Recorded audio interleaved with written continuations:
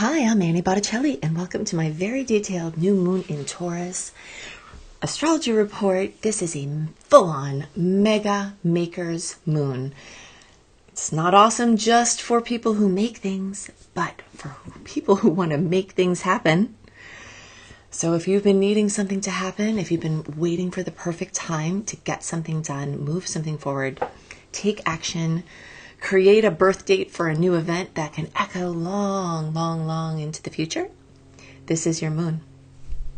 It's hands down one of the best new moons in the entire year for taking very big, important steps to several different factors, which I'm going to get into. I'm going to give you an intro here. This introduction is not going to be repeated when I go into the time-stamped sections for each sign.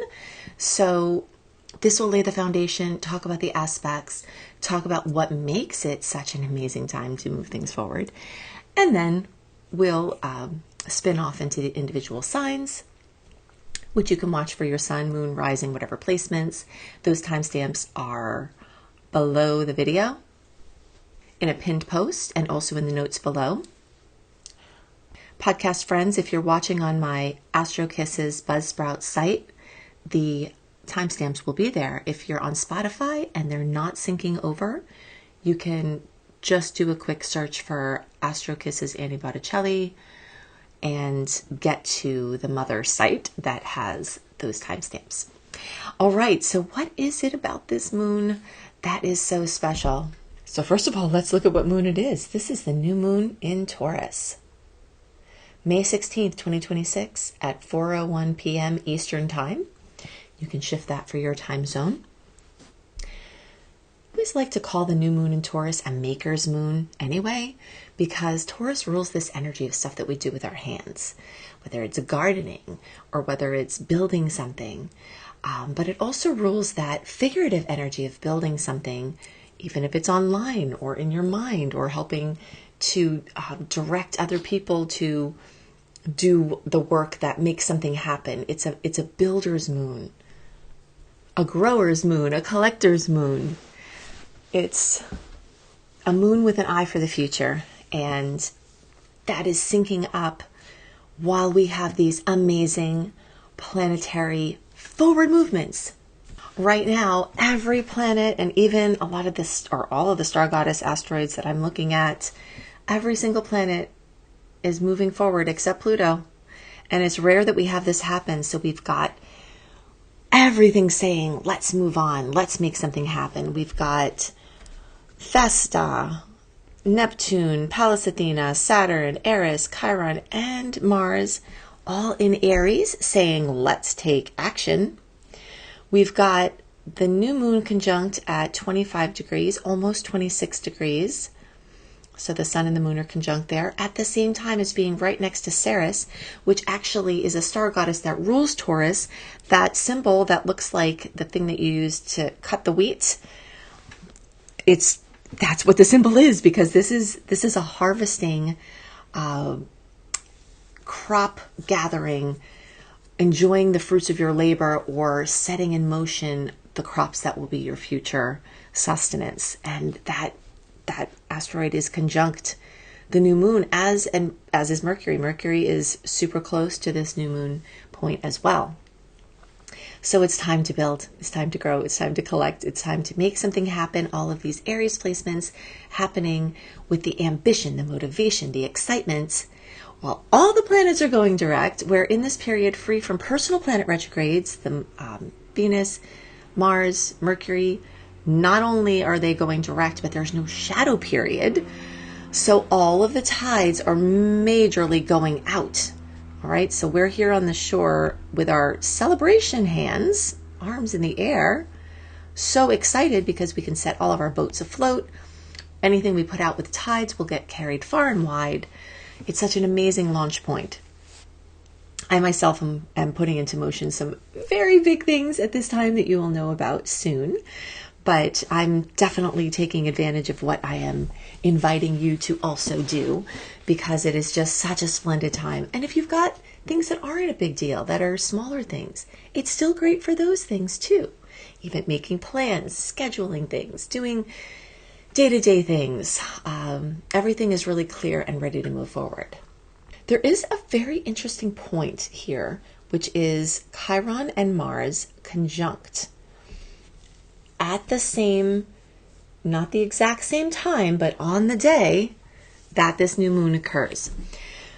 Now, Chiron is the wounded healer. Mars takes action. It can be aggressive. It can be motivated. It can be inspired. It can be angry. You know, it's all things. It's ruled by the god of war. Also spurs into action and inspiration and motivation. And Chiron is conjunct. So it definitely can bring up some wounds. But you can actually blast through those. And I had an experience of this recently because Mars crossed over Chiron in my natal chart. I have Chiron in Aries, and I had one of the most profound experiences I've had in my entire life with a very close relative. That was my last holdout for having a challenged relationship. For all the work that I've been doing on inner work and trying to focus on healing relationships and healing, there was one holdout. And when Mars crossed over my Chiron in my chart, which was actually just last week, I had the most profound positive experience with this person that I've ever had. And it healed decades, I mean, all of really my life, and I think probably quite a bit of theirs as well. So we may classically think of Chiron and Mars getting together as a yikes. And yeah, you do need to watch out for that. Be careful of angering someone who could do something violent. Definitely a red flag there. There is the energy of someone being reckless. That someone could be you. You've got to watch that. We all have to watch that. All this Aries energy can make people very hot-headed, reckless, do something so quick that is not good. Got to watch out for that. But I had to share that other side, that something profoundly positive and healing, that's what Chiron is about, can actually take place, and you may take an action. And it was instigated by something that I did. I took an action on something. I did something different. And that worked out so amazingly well. I just can't even believe it. I'm so happy about it. So just be aware of the double-edged sword of this aspect at this time, because it is very powerful. It could actually be dangerous, but it could be profoundly healing for generations before and after. Really, it's very, very strong. But in general, we also have a nice aspect going on, and that is Venus making a great aspect to the conjunction of Mars and Chiron, which is happening at the same time as this new moon.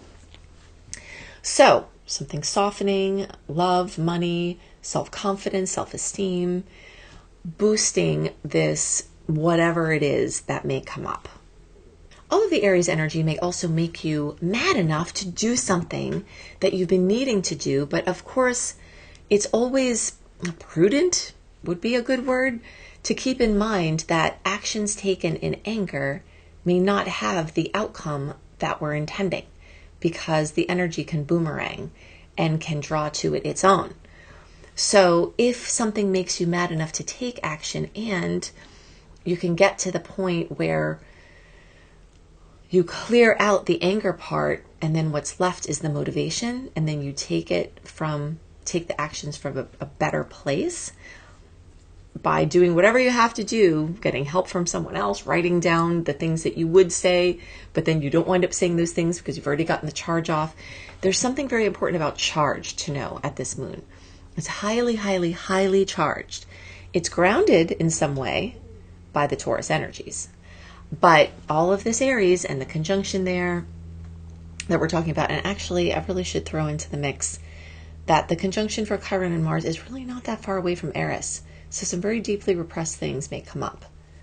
So this very strong charge is something that can be used as a catalyst, and it can be used for good. But it also could be used for other things. So just kind of keeping that in mind of taking the actions that match the outcomes that we would like to have. I do think a lot of creative inspiration is brewing at this time. We are very close to Jupiter changing signs. That's happening imminently, in about 6 weeks from the new moon. And the energy of Jupiter moving into Leo is already now happening at the same time as it's finishing off its Cancer transit. So that Jupiter is going to trine all of these Leo placements here over the course of the next over a year. But it will start out right away with this activation of creative forces. So, the maker energy that I was talking about may draw a lot of maker out of people for fun, for diversion, for pay, monetizing your art, things like that. This is just such a mega moon. And it's really exciting. Definitely one of the most supercharged, activating, forward-moving moons of the entire year. And do remember that the whole second half of 2026, which is approaching soon, is going to be very much covered in retrogrades. So we'd only have a couple of little pockets of time where the energies are forward moving, but they're never going to be as forward moving as they are right now, because the outer planets are also going direct now, except Pluto. And at the other junctures that we have of periods open and free from personal planet retrogrades and their shadow periods, are not also going to have the outer planet forward movement coupled with them. So this is the time to push through inertia and to make something happen. Retrogrades are not a time to make things happen. They're a time to deal with what comes to us.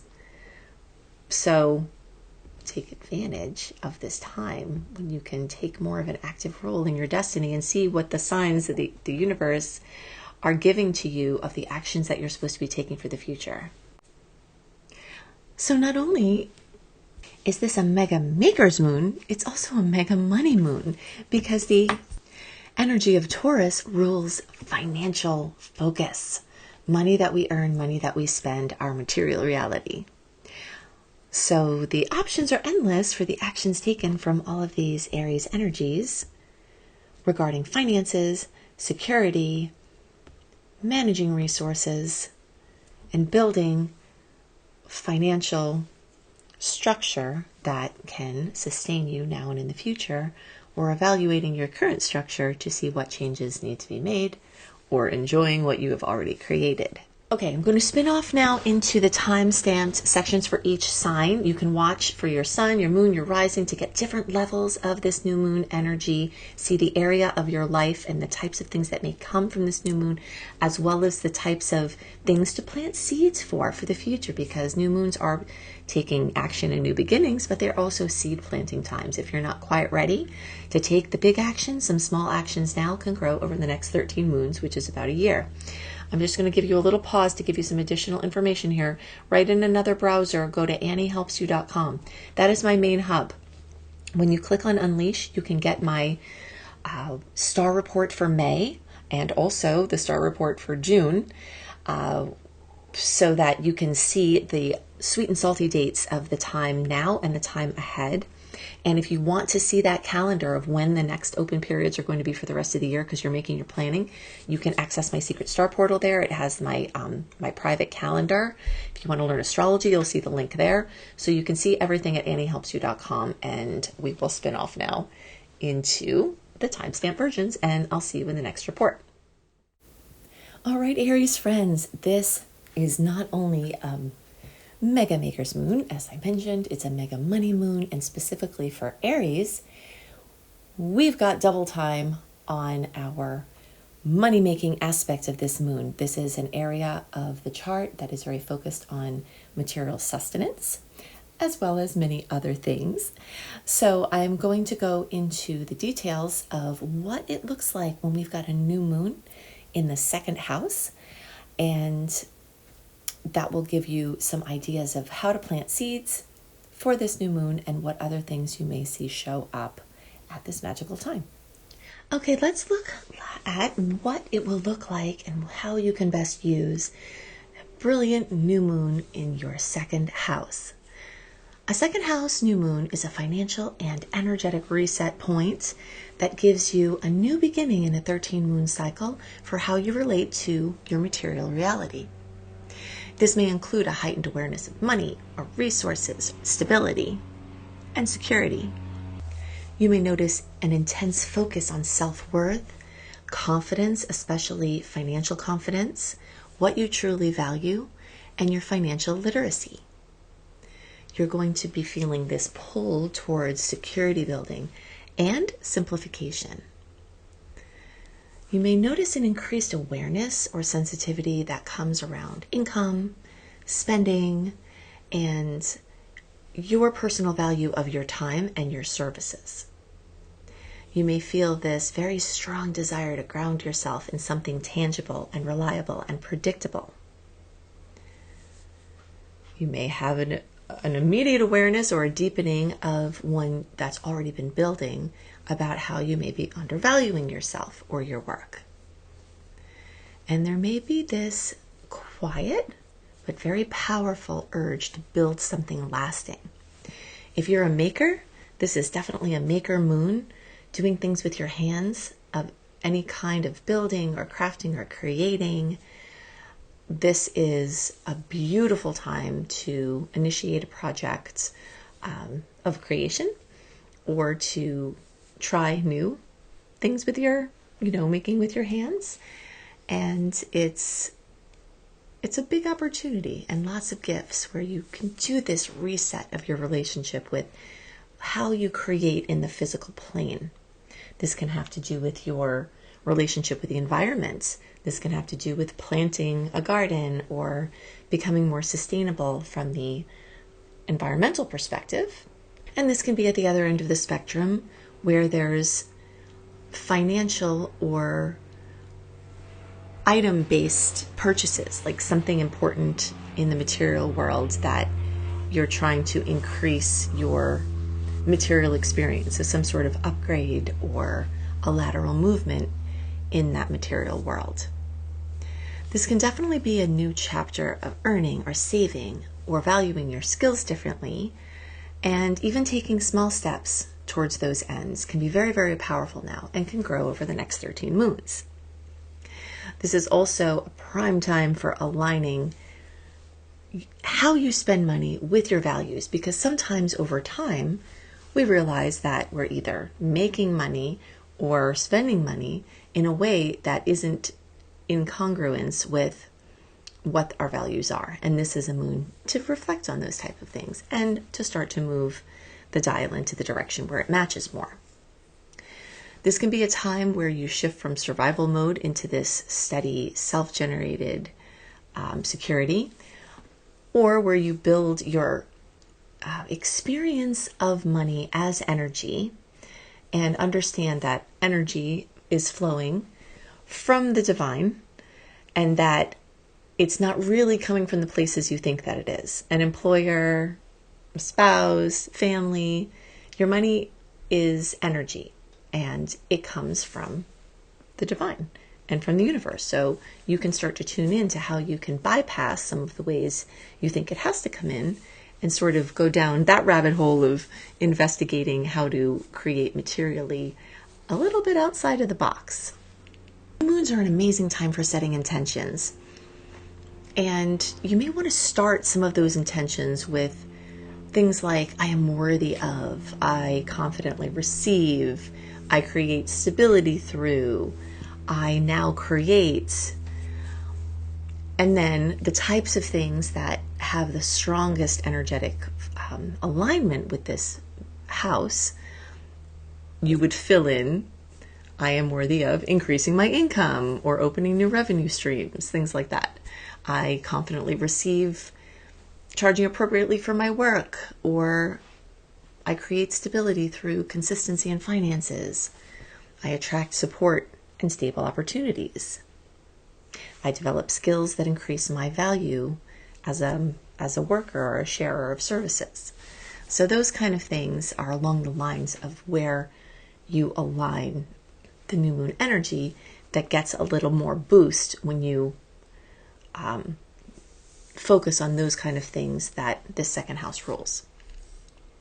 Some aligned actions that you can take at this new moon and also take into consideration the bigger picture. If you haven't watched my horoscopes for the month, I always deep dive into the energetics, whether the tides are coming in or tides are coming out. It's good to understand the energetics of the month through my monthly reports, and then kind of see which of these type of things would be aligned. But I just want to give you some examples of things that could happen during the new moon, either automatically or that you actively use it for. Things like setting or revising prices, your rates or your financial boundaries. Things like starting a savings or budgeting plan. Simplicity here is key. This isn't an overcomplicated type of energy. It's kind of getting back to the basics. This is a great time for alignment for investing in something that may build this long-term value. It could be a good time to declutter your possessions and keep the things that truly feel aligned. You could also take steps towards monetizing a skill or talent. Although we are being taken over by AI and everything has changed now, I do believe there will always be a value for things that are human-made. And you can figure out the way that you can monetize the skills or talents that you have, as many people will be doubling down on human-created things. And this also has to do with supportive foods, the things that you take into your body, the nutrition. So aligned actions here would look like nourishing your body with things that ground and things that give your body stability and keep like your blood sugar level and keep your nervous system balanced. This is a really good time for balancing intake. Every placement has its shadow side. So there are going to be some things to be mindful of as we have this strong energy coalescing in this second house for you. Things like making fear-based money decisions or not addressing the underlying fear in your financial consciousness. This could be a good time to do a deep dive into that type of focus. Definitely be mindful of overspending to soothe emotions or overeating to soothe emotions, or hoarding or gathering things and keeping them out of fear. Also be mindful of the undervaluing of yourself or accepting less that you deserve. And you can see this value system is a very big thing that this second house moon really brings up. You have this opportunity to catch yourself when you get stuck in scarcity thinking instead of steady building and positive focus. And this also could be a good time to stop comparing your financial path to others. We are each here to experience different things and play different games in the game of life, and maybe clearing out some judgment about where you're at with it, can be a suitable way to use this energy so that you can take the opportunities that are being created around you rather than doing too much comparing. If there's some comparing that gives you inspiration to do something different and you want to use that to set your intentions, then that's one thing. But if it becomes dysfunctional, this moon may help you become aware of that. So a beautiful ritual at this new moon would involve saying things aloud, writing these intentions down, saying them out loud. Figure out what you're ready to release around this lack or this undervaluing of yourself. Or ask the questions about waste or scarcity, excess or not enough, and what you can do to shift and balance that out.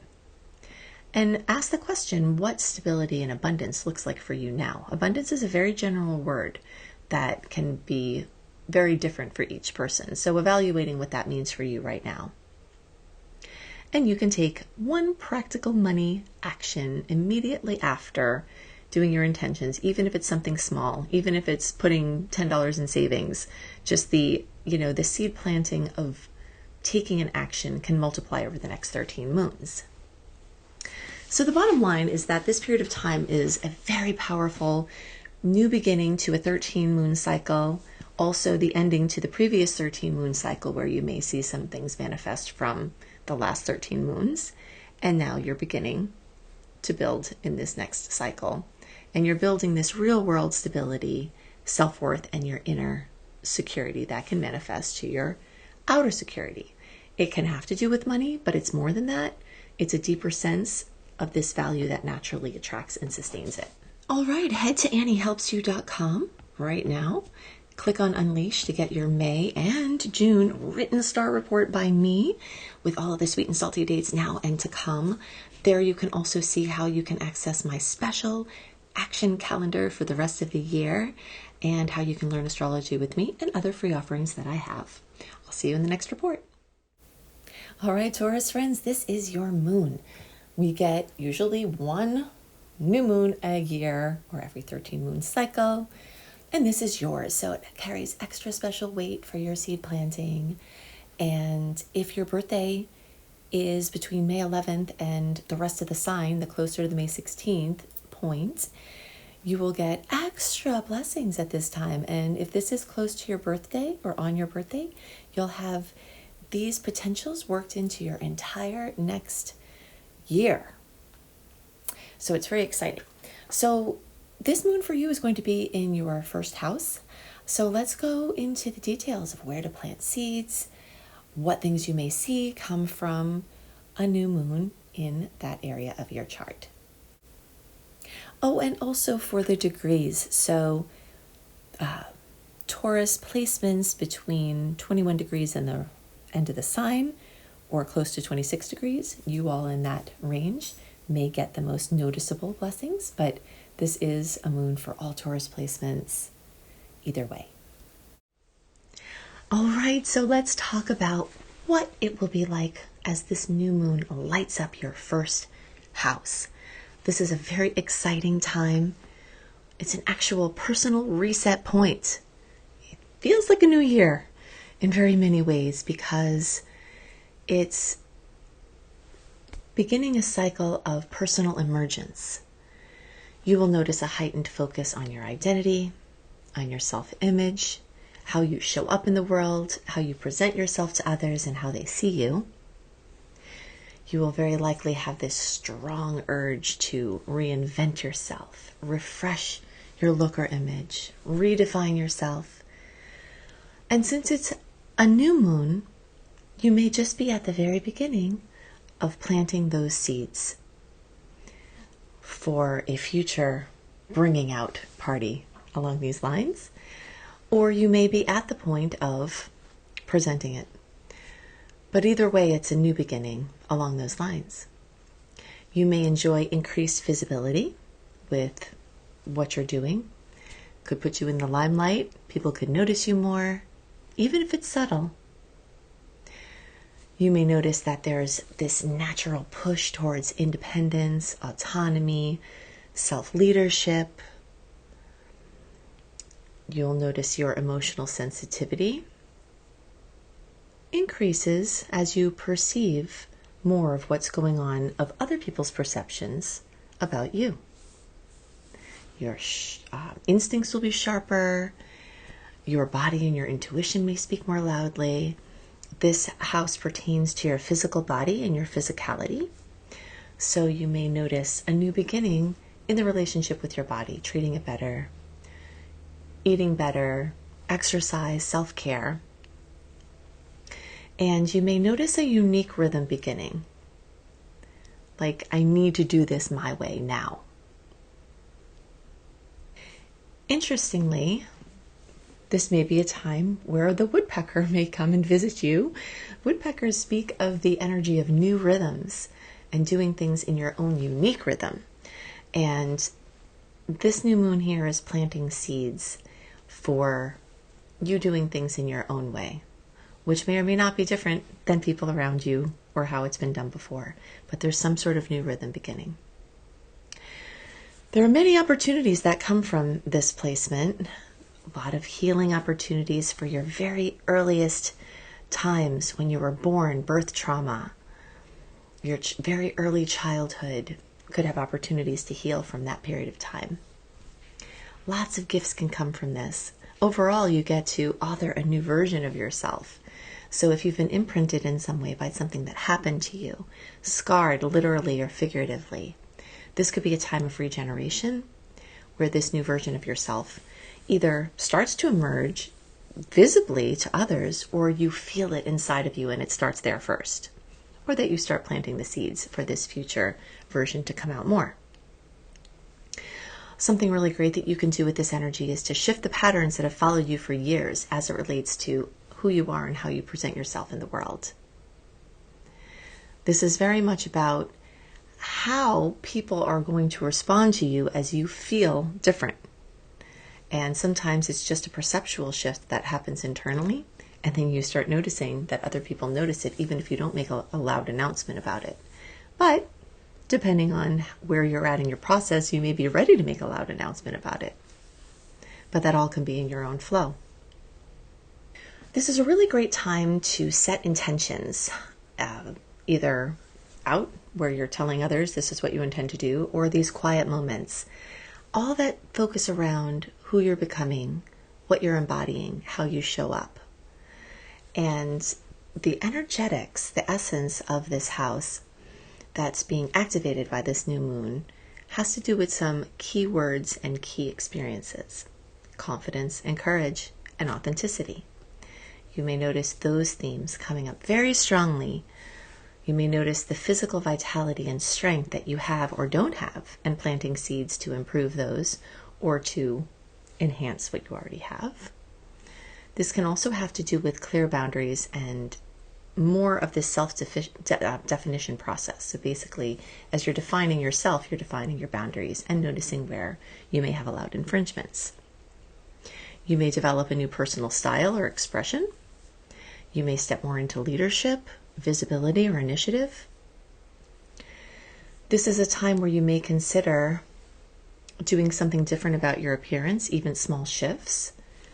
Pay attention to the current stars, for if you're wanting to make big moves with this, because sometimes there are times that the current stars aren't as good for big decisions here, but you can listen to current horoscopes to understand the energetics of the bigger picture of what's going on, to see what level you're ready to activate that on. It's a really fantastic time to start a new personal habits, personal routines, exercise programs, something where you're more mindful about your body and what you put in it. This may be a time to take the lead on something instead of waiting, or to set an intention that you want to become a person that does that more. And if there's a situation where you're doing that already, maybe you'll want to dial that back a little bit and wait for an invitation. This is all about where you're at in something new for you, and it's not going to look the same for everybody. This could be a good time to update photos and branding, or be plotting that out or strategizing how you're going to do that. There's always a shadow side to every sign, every placement, every house. And when we've got this first house activated, some things to be mindful of are acting impulsively just to prove independence, so overcompensating in those arenas, over-identifying with appearance versus your deeper identity, also looking out for forcing change instead of allowing this organic emergence. So if you're at a part of this cycle where it's not exactly in the flow to force change, and you try to force that could become a problem. But depending on the energetics of the time, it could be the time to really push forward on something. And also be mindful of the reactivity level. There could be an overreaction about how others see you, or something that happens, or something that someone says or does, as part of the shadow side of this moon. Overall, this is a time for self-reinvention, and this self-reinvention will naturally create new outcomes. A simple ritual to really utilize this new moon is to write down the part of you that you want to leave behind and who you want to become. Speak your intentions out loud. Feel them as if they've already come true. And to do one physical action immediately after to anchor it into the body. So you could do this while you're walking. You could do this while you're exercising. You could, take some physical action in the direction of your intentions that sort of make it locked into your muscle memory. All right, head to AnnieHelpsYou.com right now Click on Unleash to get your May and June written star report by me with all of the sweet and salty dates now and to come. There you can also see how you can access my special action calendar for the rest of the year and how you can learn astrology with me and other free offerings that I have. I'll see you in the next report. Okay, Gemini friends, this new moon in Taurus at almost 26 degrees is going to bring a lot of focus and seed planting and potentials and action-oriented focus into your 12th house. So let's talk about what it looks like to have a new moon in your 12th house. Okay, so let's do our deep dive into what this new moon in your 12th house can mean for you, how to best use it, what kinds of things you may see, what kinds of themes are you planting seeds for that will be able to develop over the next 13 moons. The new moon in the 12th house is a closure and a spiritual reset point. This is a point where you kind of come back to yourself, into your internal space, your subconscious mind, your unconscious space, the cosmic consciousness where everything is, that quiet spiritual point where we're all connected. It's a point of unity. You'll see this heightened focus on rest, quiet, private activities, things behind closed doors, healing, inner processing. This also can manifest as artistic pursuits, like kind of quiet to yourself in your artistic flow, with spirit speaking to you and you channeling your gift out. You may feel this pull towards solitude and reflection and quiet time and really personal private pursuits that are, just more quiet. It's like a protection of an egg in a nest. It's that point before which individuation comes. The 12th house is that final culmination of the 12 zodiac signs, from which the zodiac wheel starts again into the new moon, into the first, that baby newborn individuation age, where something unique and individual spurs from the collective. But this 12th house energy is that energy that just is everything from which everything springs. It's this beautiful, quiet point of pure energy, emotions, and subtle environments. You may notice at this time an awareness of things that are ending. This could be a very big closure point. As I said, it's like a closure reset, the end of a cycle, a time when you're planning for the future for certain things, but not quite ready to bring that out yet. Or the chapter that's beginning is a new vibrant chapter, but it's very internal or it's very private. So you'll have this awareness of something ending and ready to be released.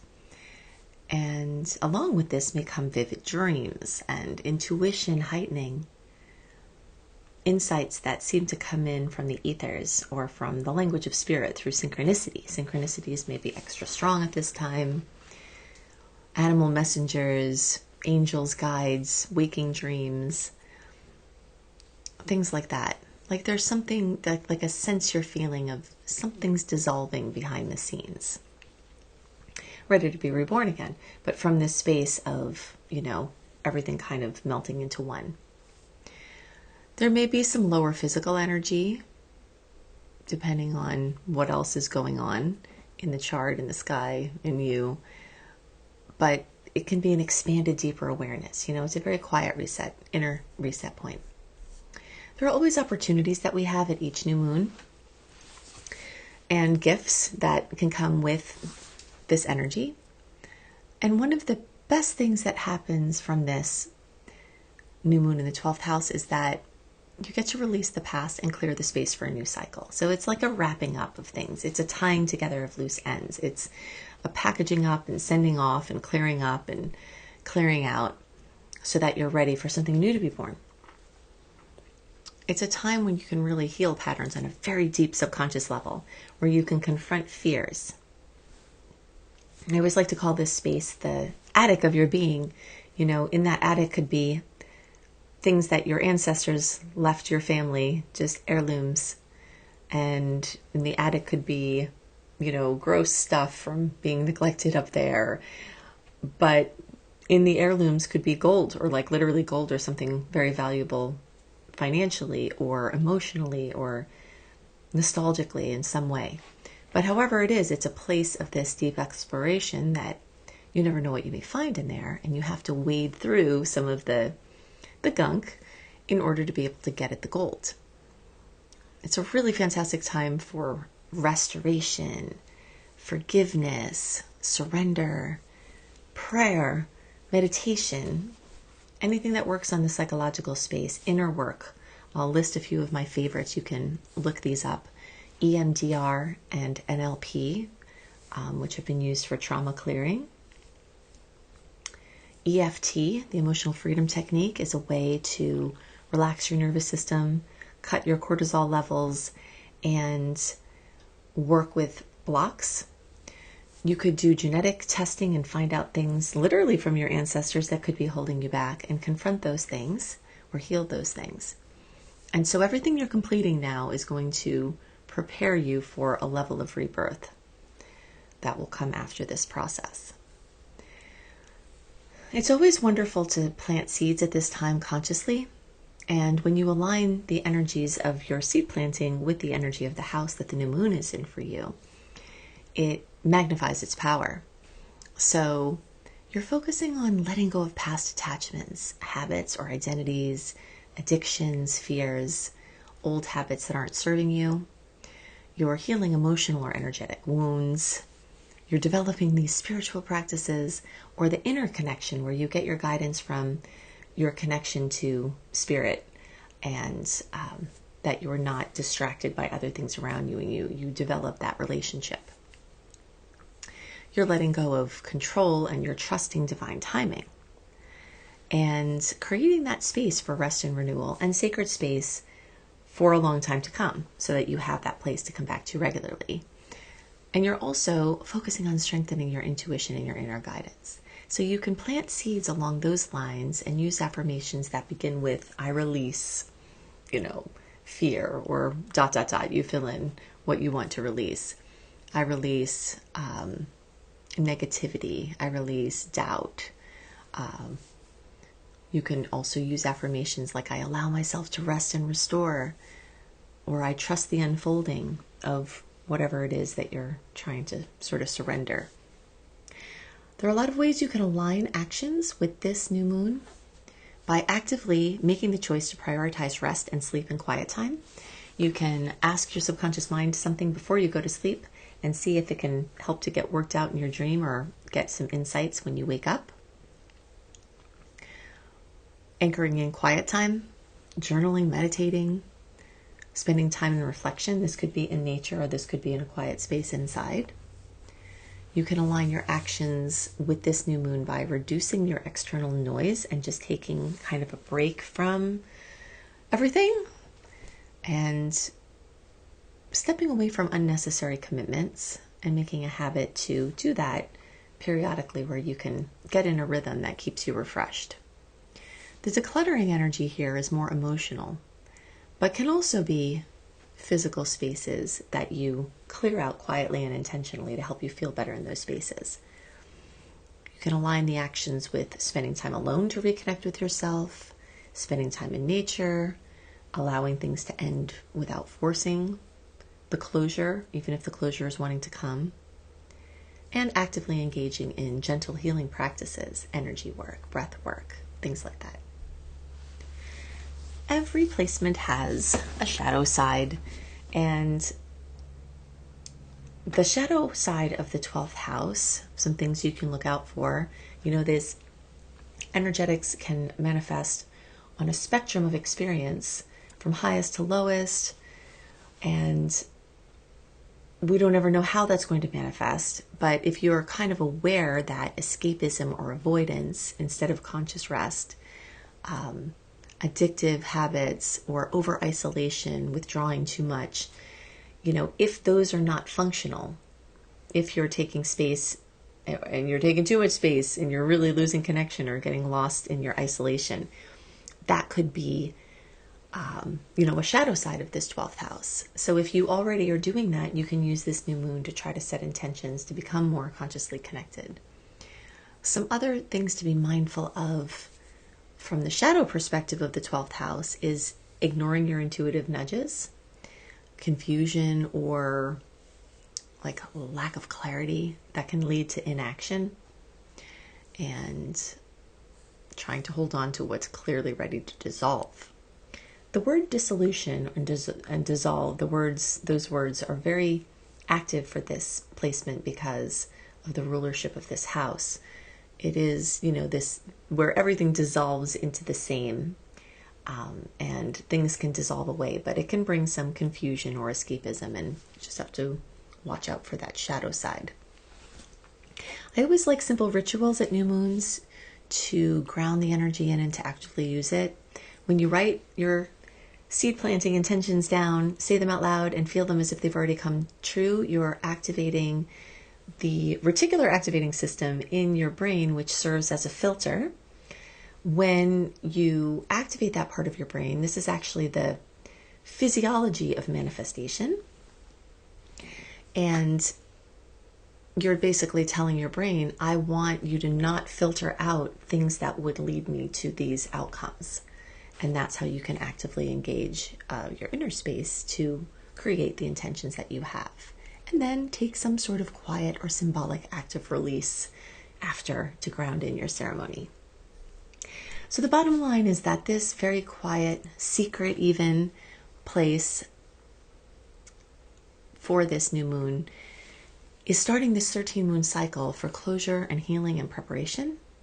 It's not just about ending things, but it's like a sacred clearing that will make the space for your next becoming. All right, head to AnnieHelpsYou.com right now.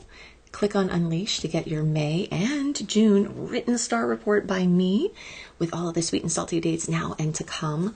There you can also see how you can access my special action calendar for the rest of the year and how you can learn astrology with me and other free offerings that I have. I'll see you in the next report. Okay, Cancer friends, let's look to see where this beautiful new moon in Taurus on May 16th is going to show up in your chart. It's going to be in the 11th house, planting seeds with a beautiful 60-degree angle, which is a very highly favorable angle to your placement. All right, let's do this deep dive into what this new moon in your 11th house can look like, what seeds to plant, what to expect, what's being highlighted for you at this time, and the opportunities and gifts that can come along with this. A new moon in the 11th house is a future-focused and community-oriented reset point. So your place out in the group, in the community, your belonging to something bigger than yourself is really coming into focus now, and seeds are being planted for a new 13 moon cycle of how you want this to develop. You may have a culmination have happened recently of the previous 13 moons, and now we're stepping into the next chapter, either with new things or another layer of what has already been in process. You may see this heightened focus on friendships and groups and networks, community-based projects, online things, internet-based projects, things that have to do with patents or futuristic types of things. You may feel this pull towards connection and collaboration and shared vision of being part of a group that speaks your language, literally or figuratively, and these new opportunities that come through social circles or networking. Inspiration around big dreams, goals, and what's possible long-term in the scheme of life for humanity, and this sense of wanting to be part of something bigger. What also may come along with this energy is encounters with people who reflect your future direction, who are asking these big questions, who you want to connect with to be a part of something. There are many opportunities and gifts that come along with each new moon, and the ones that come with new moons in the 11th house include getting to align with people and environments that support your future and the future. Another opportunity that comes is that you get to begin this new chapter within a community, within audience building for a bigger purpose, within a collaborative space that includes a diverse, type of people who are all having a shared goal or common focus. It's a really prime time for expanding your network and seeing how you can be supportive to groups and be fulfilled within groups, and also how a wide range of people can be supportive to the things that you're working on. You may find people who are super excited about the things you're super excited about, and that can really feed your soul. Your very, very big dreams can really gain momentum through this connection and support, because the things that you don't know how to do or you can't do, probably there's someone else that knows how to, and collaborating in that space can be very powerful at this time. These are the big dreams, not the ones you have at night, but the big dreams in your life. Sometimes the ones that are too big to even speak out loud because you might feel like that's daunting, or you're afraid to even admit that you'd like it or like to do it. So that's the kind of thing that we're talking about with this 11th house. There are many seeds that can be planted along the topics I've just discussed, and intentions that work really well. And setting seeds into motion with intentions at the new moon time is a very powerful way to actively use the energy. Affirmations, you fill in the blanks. I align with people who. I'm supported in achieving blank. I contribute my gifts to. And some examples of the topics that may fill in those blanks are building or expanding your community or audience, connecting with like-minded individuals, collaborating on shared goals and projects, and clarifying these long-term dreams and aspirations.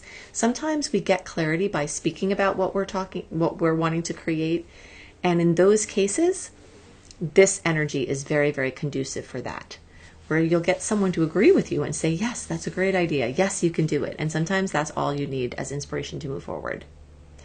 Finding your place within this group can help you get that sense of belonging and cut out the loneliness that you may have been feeling when you were a one-person show. And it can really attract supportive friendships and alliances. One-on-one friendships can be included here. And so friends that you have and friends that you've yet to meet, new seeds can be planted in those relationships at this time.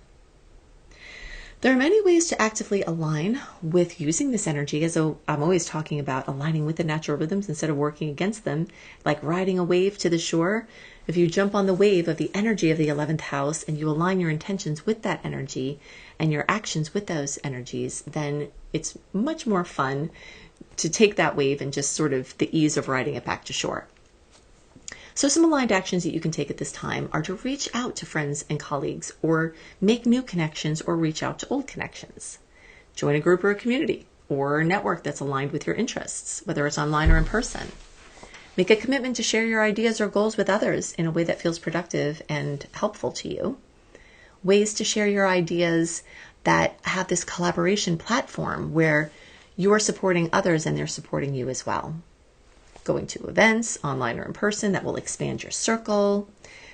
Reassessing which connections feel aligned and which ones are draining, and this new moon can be very powerful for that. You're finishing this 13 moon cycle within this realm and starting a new one, and you may be taking stock of the people you surround yourself with and what you want to be different in the future. Every moon, every placement, every house has a potential shadow side. Doesn't necessarily mean all these things will come up for each person, but some things to be aware of that could come up are trying to fit in where you don't truly belong, or not leaving a place that you've lost resonance with possibly a long time ago. Trying to keep something up that really isn't you is a shadow side of this moon, and asking the deep questions and planting the seeds for getting out of those situations may be how you can turn that shadow side around. The over-reliance on others instead of maintaining this self-direction is also a shadow side of this energy, where there's too much dependency on others, where you're forgetting yourself and your gifts and your uniqueness within the group. Something else that comes up as a shadow side is spreading your energy too thin across too many connections and not being able to truly show up for any one of them.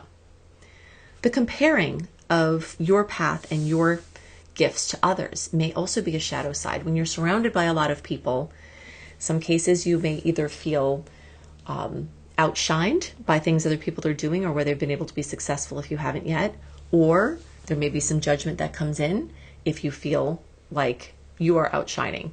And again, this might not be true for every person. This is a shadow side that can come up, and you get to assess for yourself whether this is relevant. losing sight of those personal goals with the group dynamic. Sometimes there's a flexibility in this group dynamic where you may start noticing your dream is being changed by the input of others. And so a shadow side of this moon may be this realization that you have to get more of a pure you in spirit kind of back to your manifestation. And if you've fallen into something that isn't what you're trying to create. I always like simple rituals at moons to ground in the energy, to actively use it. Writing down, saying out loud, and feeling as if it's already come true, these intentions that you have at this time, is a really great way to activate your reticular activating system. We can talk about manifestation from a spiritual perspective, but really, manifestation is a physiological event that is facilitated by the reticular activating system in your brain. When you say something out loud, feel it, repeat it, have your vision board, tell everybody about it, or quietly intend it enough, you are telling your filtration system in your brain, anything that will give you what you're asking for, let the filter be open to those things. And the things that will block you from those things, let the filter be closed. So this is, a chance where you can really activate that system. And after you focus on your intention setting and really letting your reticular activating system know how it can help you, take one connection or community-based action immediately after. A small seed planting, a commitment to go to a gathering, just something where you are using this for an action that can be turning into something over the next 13 moons that can be very, very powerful. The bottom line about this new moon in the 11th house for you is that this is a powerful cycle for building connections, expanding into your future vision, aligning with others in a group for yourself and for the greater good of others and the greater good of all. And this isn't just about more people coming into your life. This is about a discernment of a supportive network that helps you bring your dreams into reality and supports others in that process. All right, head to AnnieHelpsYou.com right now. Click on Unleash to get your May and June written star report by me with all of the sweet and salty dates now and to come. There you can also see how you can access my special action calendar for the rest of the year and how you can learn astrology with me and other free offerings that I have. I'll see you in the next report. Okay, Leo friends, let's look to see where this May 16th new moon in Taurus is going to show up in your chart. It's going to light up the 10th house. That is going to be at a 90-degree angle for you, which is going to mean you're going to be birthing something. So you will be feeling some of those growing pains, but it can result in an amazing, very powerful birth of something very, very important, not only for now, but for the time to come. All right, let's take a deep dive into what this new moon will activate for you now in your 10th house, as that is where it is for you. This is a career and public life reset point. For those of you for whom career and employment are not important, this is your place out in the world. It's your public image. It's what you are doing in the world with your talents, whether it's for money or not. So we're having a 13 moon reset point. This is a culmination that's just passed of 13 moons from the last time this happened. And now we're setting a new beginning for the next 13 moons. So a new layer to what's going on. You'll notice this heightened focus on goals and reputation and long-term direction, ambitions, increased visibility. Others may be noticing your actions and choices. You may be cast into the limelight. And again, like I said, this is career and employment and your work world and your business world and your professional life. But it's also those places where you're channeling your energy into things that are unpaid. There are many people that are famous for doing something, but they don't make money, right? There's the energy of fame and how you're known and how the public sees you, whether it's a small local public or whether it's a wide international public. This 10th house is focused on it all. You may feel this pull towards achievement and leadership and stepping up, climbing the mountain, and this awareness of your role in the world and how you're perceived and what you can do with it. It's a place to play with the material reality, to see exactly what you can do and exactly what you can create in a very public way. It has to do with leadership. It has to do with management of others. It can have to do with authority and being an authority figure on some sort of topic or in that world that you play in. And you may really get this sense that it's time to take something seriously. If you've been too serious, this new moon may help you to make some shifts in that as well. But ruled by Saturn, this area is very much about the practical, consistent things that you do, the hard work that you do that creates the very material outcomes. You may feel this motivation to build something meaningful and lasting, and to help lift others with the work that you do. There is a very strong support of being an inspiration to others and to giving them leadership or mentorship in order to achieve their goals as well. There are many opportunities that come and gifts that come from each of the placements of the new moon, and the ones that you get here include getting to reset your trajectory and define this path forward. This is a new time where you are seed planting. Maybe this is a time for something very big to start for you, but if it isn't, this is a time where you can take small steps, set intentions, get clarity around where you want to be within the next 13 moons and get your plan and your strategy together. This is a very strategic moon. This is one where planning things out, looking at the options, and looking at 7 generations from now or 7 generations in the life cycle of your project are what we're going to be considering here. And also, from the indigenous perspective of the 7 generations, thinking about how what you do now will affect the next 7 generations. So there could be something, from that perspective that you're trying to create a lasting legacy that will be positive for many generations to come. It could be on that level, or it could be something very simple and more personal to you and your nearer surroundings. Maybe a garden club, maybe, something where you are trying to make an impact and you're planting seeds at this time to do that. You can definitely begin this new chapter in any of these places that the 10th house rules, including career and purpose, public identity, employment, business. It's a really wonderful time for stepping into leadership and ownership. I like to think of the word ownership as stewardship, because we can't take the stuff that we own with us and when we pass away.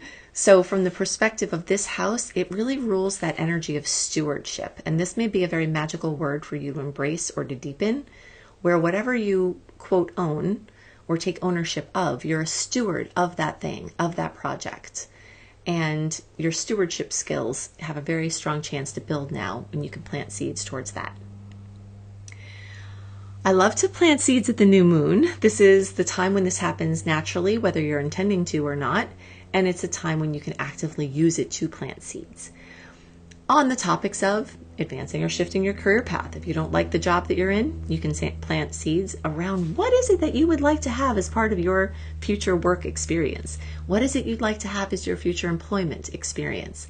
What is it that you like about what you're doing and that you want to affirm more into? It's really just taking a stock of where you're at, where you've been, and how you can move towards where you want to go. You can use affirmations or intention setting like, I step into my role as, or I am well known for, or I build success through, and then you fill in those blanks. Very, very important to clarify your long-term goals, and this moon is wonderful for doing that. If you're wanting to do something with your professional growth, creating a structure for that is very, very powerful at this time. And it really does embody the energy of commitment to something that is a meaningful purpose, something that you may want to be in effect for a really long time.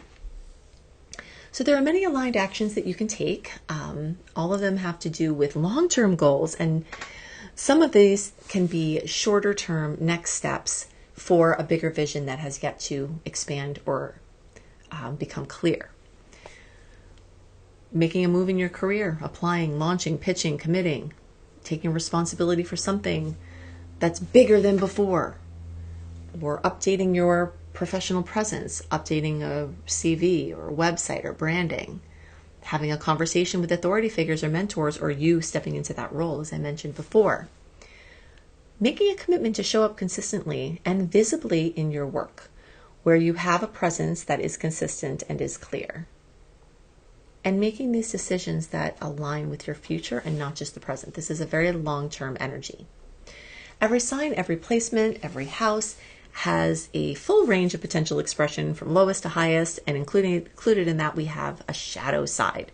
Some shadow energies that can come up at this time have to do with overworking or tying worth solely to achievement for yourself or others.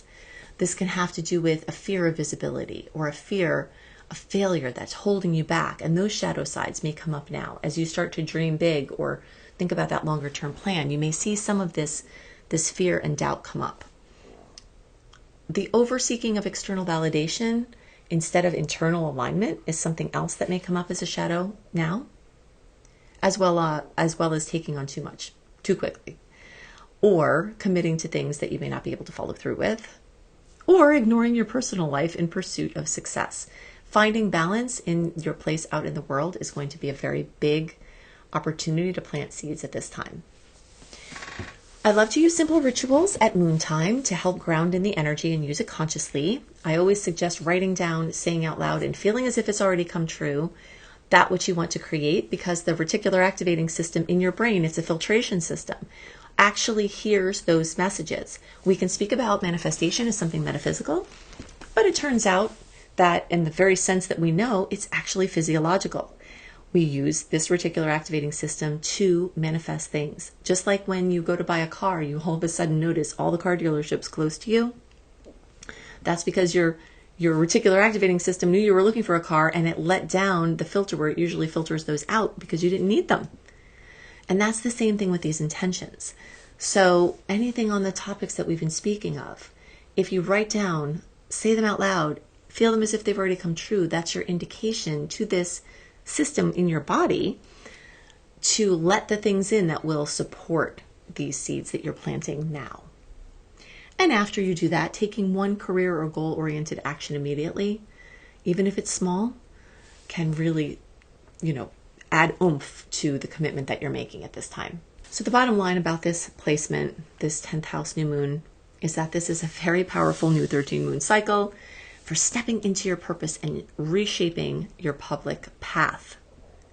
So you're talking about career goals, maybe. You're talking about your goals out in the world, whether it's for money or employment or not.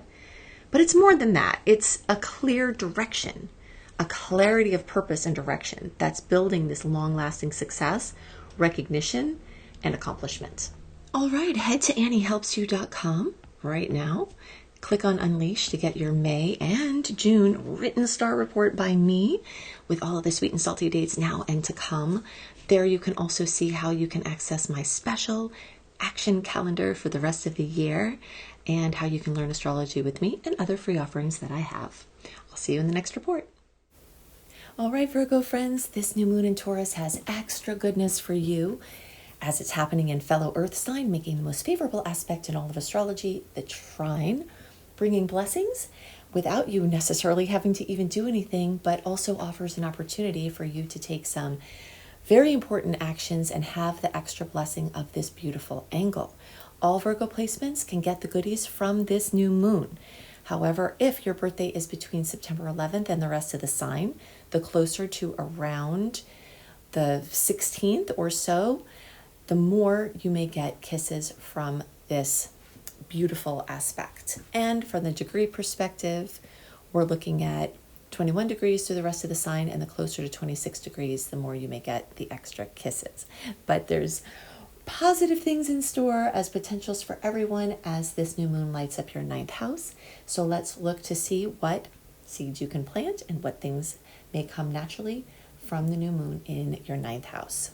All right, so let's do this deep dive into what you may see from the new moon's placement at this time in your 9th house. New moon in the 9th house represents this expansive and visionary reset point where your viewpoints reign supreme and your chance to reframe everything in your life is so powerfully strong. You'll see this heightened focus on your beliefs and meaning and the bigger picture, and the idea of having a bird's eye view of everything, a broad, horizon expanding type of energetic. You'll feel this pull towards growth and exploration and new perspectives and adventure and expansion, and this increased unquenchable desire for learning and teaching or sharing wisdom, the taking in of information and the putting out of information, writing, teaching, publishing, travel, higher education. All of these things are very, very powerful at this time, and it's wonderful to plant seeds for the next 13 moons on these topics. You may have an awareness of limiting beliefs that are ready to shift, and you may have that shift at this time where everything was the same really, but your viewpoint has now made it different. So nothing's changed around you, but how you're seeing it has, and that can make all the difference. This is an optimistic moon. This is a creative, solution-oriented moon. This is a using both hemispheres to come up with a transcendent fix to any issue in your life type of energy. There's this sense that is looming at this moon that there's more out there for me. You know, you're feeling like there's more than just this where I am right now, you know, and that feeling like anything can happen, you can go anywhere, and that there's a big wide world out there ready with opportunities for you. You may also feel this renewed connection to purpose and truth and possibility, and it can be very, very, very exciting. And if you're not quite there yet, you can plant the seeds now that can grow over the next 13 moons. Every moon has opportunities and gifts, and some of the real gifts here are that you get to expand beyond your old limitations and redefine what's possible, because mindset can do that. You can also begin this new chapter in learning. Maybe you take on a new school program, formal or informal. Maybe you're ready to get your published work or your speaking or something that you've made or created out there, content, somehow sharing your message. Even if you're not doing it completely now, some seeds being planted, moving in that direction for this to expand. This is an amazing time for aligning with that bigger vision that you have for your life. And growth happens when you step outside your comfort zone, and this may be a time for you to do that. Topics like immigration, international business may come up very strongly, different cultures, different languages, expanding into understanding how we have a really big world. Even if it's a television series, like Will Smith has a few television series that really focus on the earth and the people and the land and just sort of mind-blowing things going on out there. You may just have those seeds planted where everything that seems like it's gotten mundane or stagnant or boring or limited just gets, cast into this open playing field. I always like to plant new seeds at the new moon. It is a time for that. Some of this may be happening without you consciously doing it, and you can also use it to intentionally do it. So anything where you're focused on growth and vision and these belief-based intentions, like traveling or exploring new environments or studying or teaching something meaningful. Meaningfulness is very, very aligned with this house. Getting those ideas out there, sharing on how you are shifting your limited beliefs into empowering ones so that other people can be inspired. You getting inspired and inspiring others and connecting to this deeper sense of purpose, like your highest expression in this lifetime, and saying yes to opportunities that broaden your world. You can use the beginnings of affirmations like, I open myself up to, or I believe in the possibility of, or I expand into, or I say yes to, any of these things that we just talked about. Some other aligned actions that match with the flow of the energetics at this time have to do with signing up for a course or begin studying something new or going back to something and beginning a new chapter of something that you've always wanted to do or study. Making plans to take a trip, even if it's a small adventure, even if you're an armchair warrior and you're watching a television series, or even just making a vision board of places that you want to go and starting to plant the seeds for that widening of your worldview, even if you can't officially do it right now. Things like exploring spiritual or philosophical practices, looking for unifying forces in the world where we can find a lot of ways that we're different with different cultures and different people, but there are certain things that are just the same. Those unifying forces are amazing to focus on for your aligned actions at this time.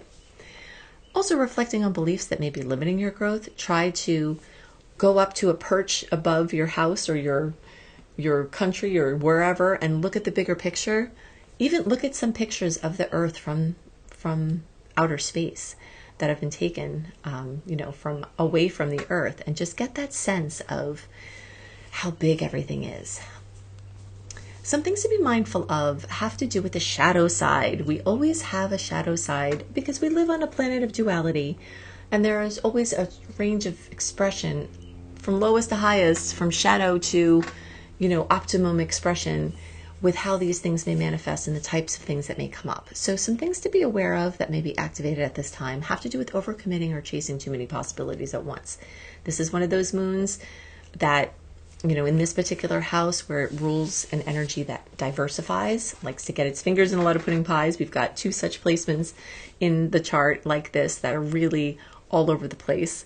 And, you could stretch yourself too thin. That is a shadow side. You could focus on escaping reality instead of integrating actual growth into your daily life. Another shadow side is becoming too rigid or preachy about beliefs. If you discover something that's an all-encompassing truth that feels right to you, there is the chance where it could go into zealotry. That's a shadow side of this, where everything else that isn't that gets extinguished, and that there's no room for actual connection with anyone who doesn't have resonance with the ideas. So that is a shadow side of this particular placement. Also, ignoring practical steps while dreaming big. This is a time to dream big. This is a time to plant the seeds for something big that may even seem undoable. But the shadow side of this is not taking any practical steps, or just letting it be a pie in the sky idea without taking any actual action or doing any of the work to make it happen. Also, there could be some recklessness of taking risks and being too dreamy about it, where there's not enough grounding and not enough of a dose or balancing of the material reality. Sometimes you have to ignore some of that stuff to manifest something big, but that is a shadow side of this placement, where there could be a genuine ignoring of things that really need to be looked at when trying to take on whatever you're trying to create. I always like simple rituals at moon times to keep things grounded and to use the energy, always involving writing down, saying out loud, and feeling as if the things you're intending have already come true. This activates the reticular activating system. This is the place where manifestation and physiology meet. Although we speak of manifestation possibly as a spiritual matter, some people think it's woo-woo, but really it's physiological, because when you do these things, you write things down, you say them out loud, you feel them as if they've come true, you're actually telling the part of your brain called the reticular activating system to filter in things that will help you reach this goal. And that is really how manifesting works on a physiological level. So after you do your intention setting, and you're saying it out loud and feeling as if it's come true to get that reticular activating system on board, take one expansive action immediately. Just something, some seed planting. And if it's a time for big things, you can look to my astrology reports for the month and see what the general scene is. Is it a time for big things? Is it a time for more quiet actions? And then just align whatever matches there with the energetics of the time to corroborate this expansive action immediately, just so that you're planting some sort of seed. So the bottom line is that this is a very powerful cycle for expansion and growth and alignment and a bird's eye view and being the sage on the mountain, seeing the bigger picture. We're talking about new ideas, we're talking about new perspectives, but it's not just that. It's a broader perspective that opens doors and redefines your path forward, and also reimagines everything that's already in place through reframing. All right, head to AnnieHelpsYou.com right now. Click on Unleash to get your May and June written star report by me with all of the sweet and salty dates now and to come. There you can also see how you can access my special action calendar for the rest of the year, and how you can learn astrology with me and other free offerings that I have. I'll see you in the next report. Hello, Libra friends. All right, so this new moon at almost 26 degrees of Taurus is happening for you in your 8th house. So let's do a deep dive into what it looks like when you've got a new moon in that placement, and see what seeds to plant and what things may just naturally come up for you at this time.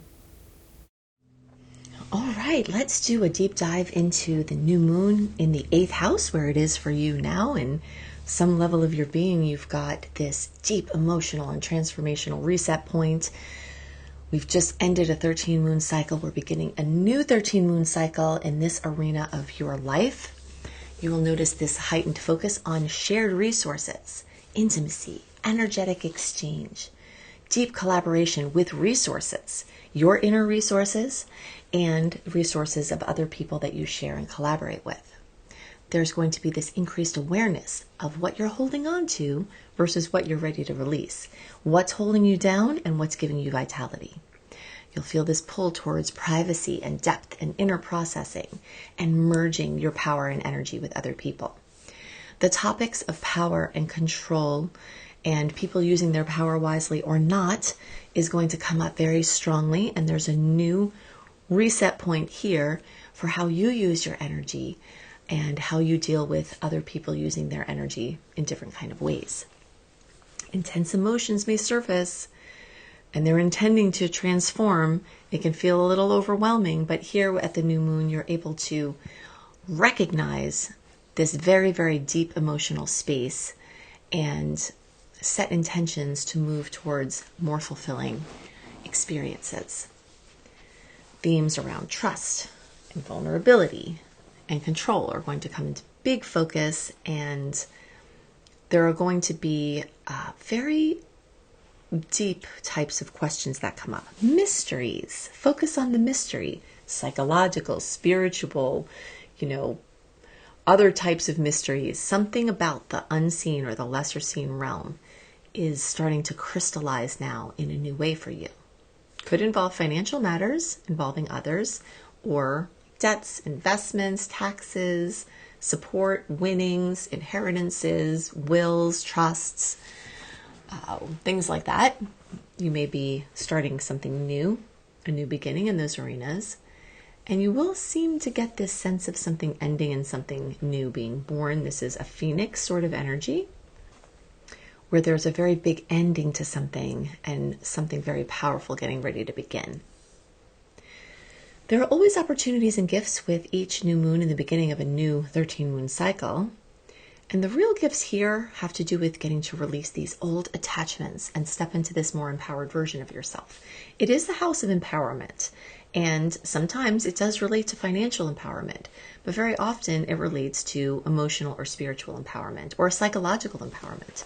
And you may find that you're ready to dig deep into your psyche or into the archetypal energies or into the unseen realm to get some answers that weren't as readily available in your material experience.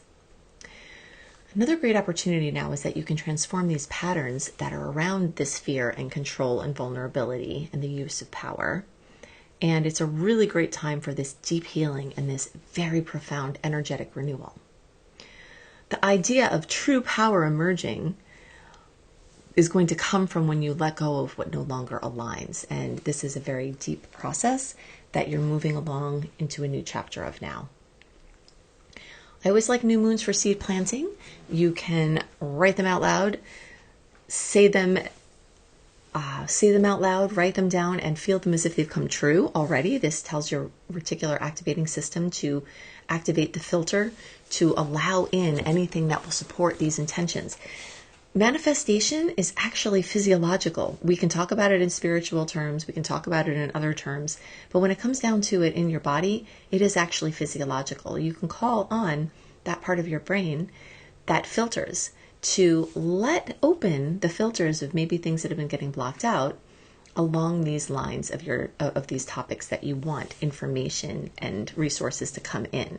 So when you write it down, say it out loud, and feel it as if it's already come true, those are notifications to that reticular activating system to activate the filter, to block things that are not serving this goal, and to let ones in that are. You can start out your intentions with things like, I release and transform, and then you fill in the blank. I trust myself to, and then you fill in the blank.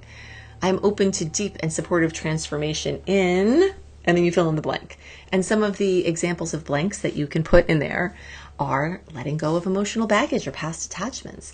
This is really a house of emotional vitality that comes from the process of letting go. Healing trust or intimacy wounds is another way you can fill in those dots. Reclaiming personal power and being your personal best. Transforming these financial entanglements or the shared resources that you have and any troubles or battles that have occurred in those spaces. You could fill in the blanks with wanting to intend to open to deeper emotional or spiritual connection or understandings, and even visitations or connections to the lesser seen world through spiritual means. And you can also focus on embracing change instead of resisting it. There are many ways you can align your actions with the energies that are here. As I'm always saying, if we align with the natural rhythms instead of working against them, then everything can be much smoother and we can capitalize on the power of the direction it's going, kind of like a wave is moving to shore and you jump on the wave and you ride it to shore. You didn't have to do anything other than align when you jumped on your surfboard into that wave. That's what we can get to do, and understanding these rhythms will help us to do that. So doing some sort of release practice like journaling or letting go or meditation or something where you're clearing your inner space, that really aligns with this energy. Things like having deep and honest conversations about things that are meaningful to you and important, very close relationships. Things like addressing these shared finances or debts or financial agreements where you take action on, making progress in those arenas. The topic of inner work is a really great aligned action. Therapy, shadow work. Some of the best shadow work can be done with this 8th house energy.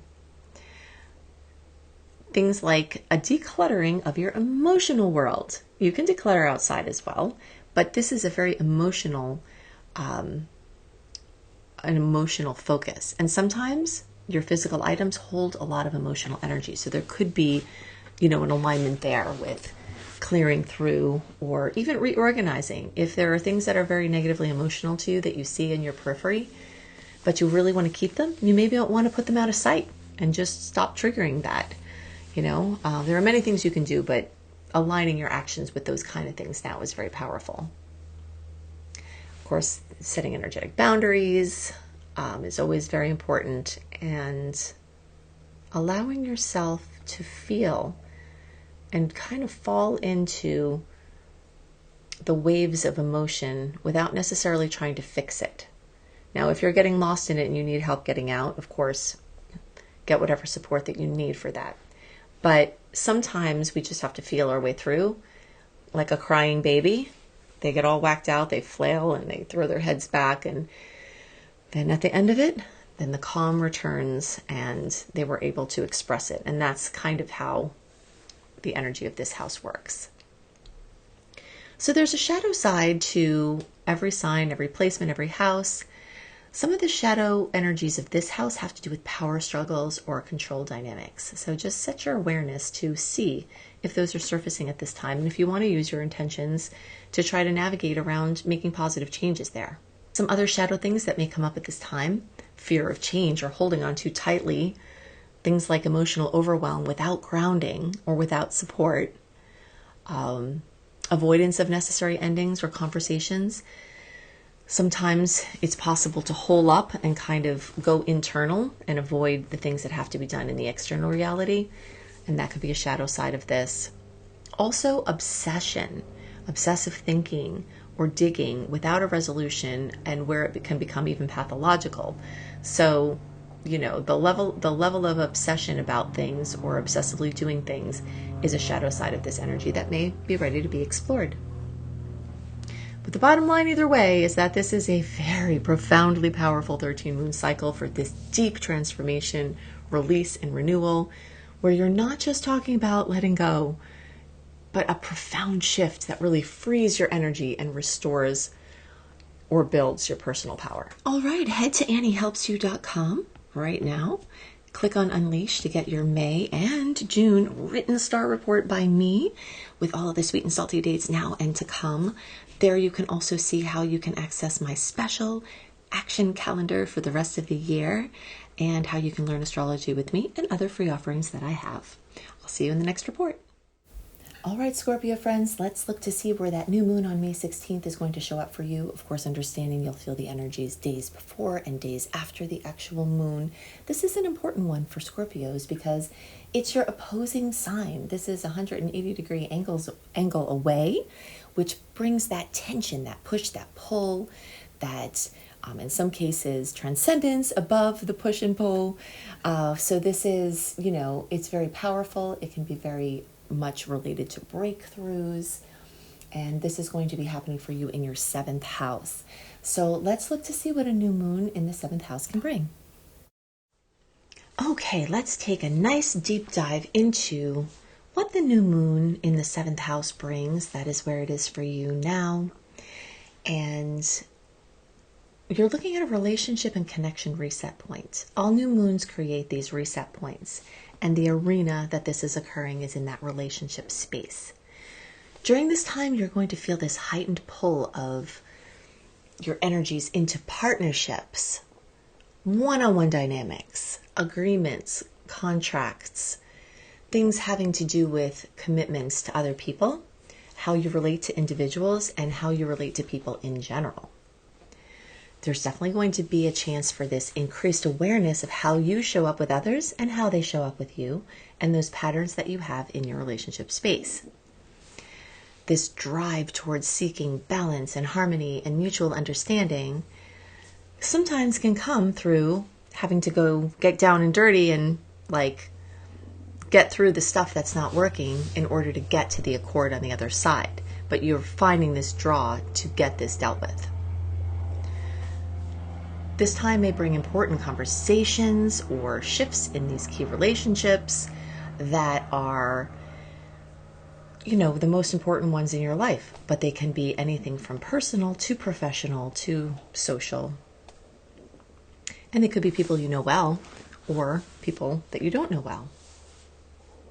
You're going to feel this sense of something really needing to shift with how you relate to people and noticing patterns of others' behavior or your behavior within relationship space, which may create these encounters that act as mirrors that reflect these parts back to yourself. The 7th house energy is often very reflective, where we sometimes experience this part of ourselves through other people. So noticing where something that is challenging you in someone else may actually be unresolved in yourself. So there's a really good reflection point with this moon. So there are always opportunities with every new moon and real gifts that come from the new moon. And with this one, you get to reset these relationship patterns and dynamics. That's really one of the main gifts. You start a new 13 moon cycle in this arena. You're finishing off a 13 moon cycle in this arena. There may be something that comes to fruition in a new chapter that begins as a result of that shift. Another great opportunity is that you can begin this new chapter in love, in business partnerships or collaborations, either new people coming in or new levels to the relationships that you already have. This is an amazing time for creating these healthier and more balanced connections and interactions with other people that are more fulfilling, and stepping away from dysfunction and more into mutual dependence or mutual synergy. And the gift that comes from helping you see yourself more clearly through others, and that can accelerate your growth, especially if you're willing to be open to that. Every new moon is a great time to plant seeds, and some of the seed planting that matches with the 7th house has to do with these relationship-based and connection-centered intentions, like calling in a romantic or business partner, or improving communication and harmony in existing relationships, or creating healthier boundaries and mutual respect of healing things that have been trouble in the past and stepping forward on a new, more positive foot. Things like becoming more open and receptive and collaborative, remembering you can't do everything yourself, releasing these patterns of overgiving or under-receiving, and strengthening and really connecting into emotional trust with other people.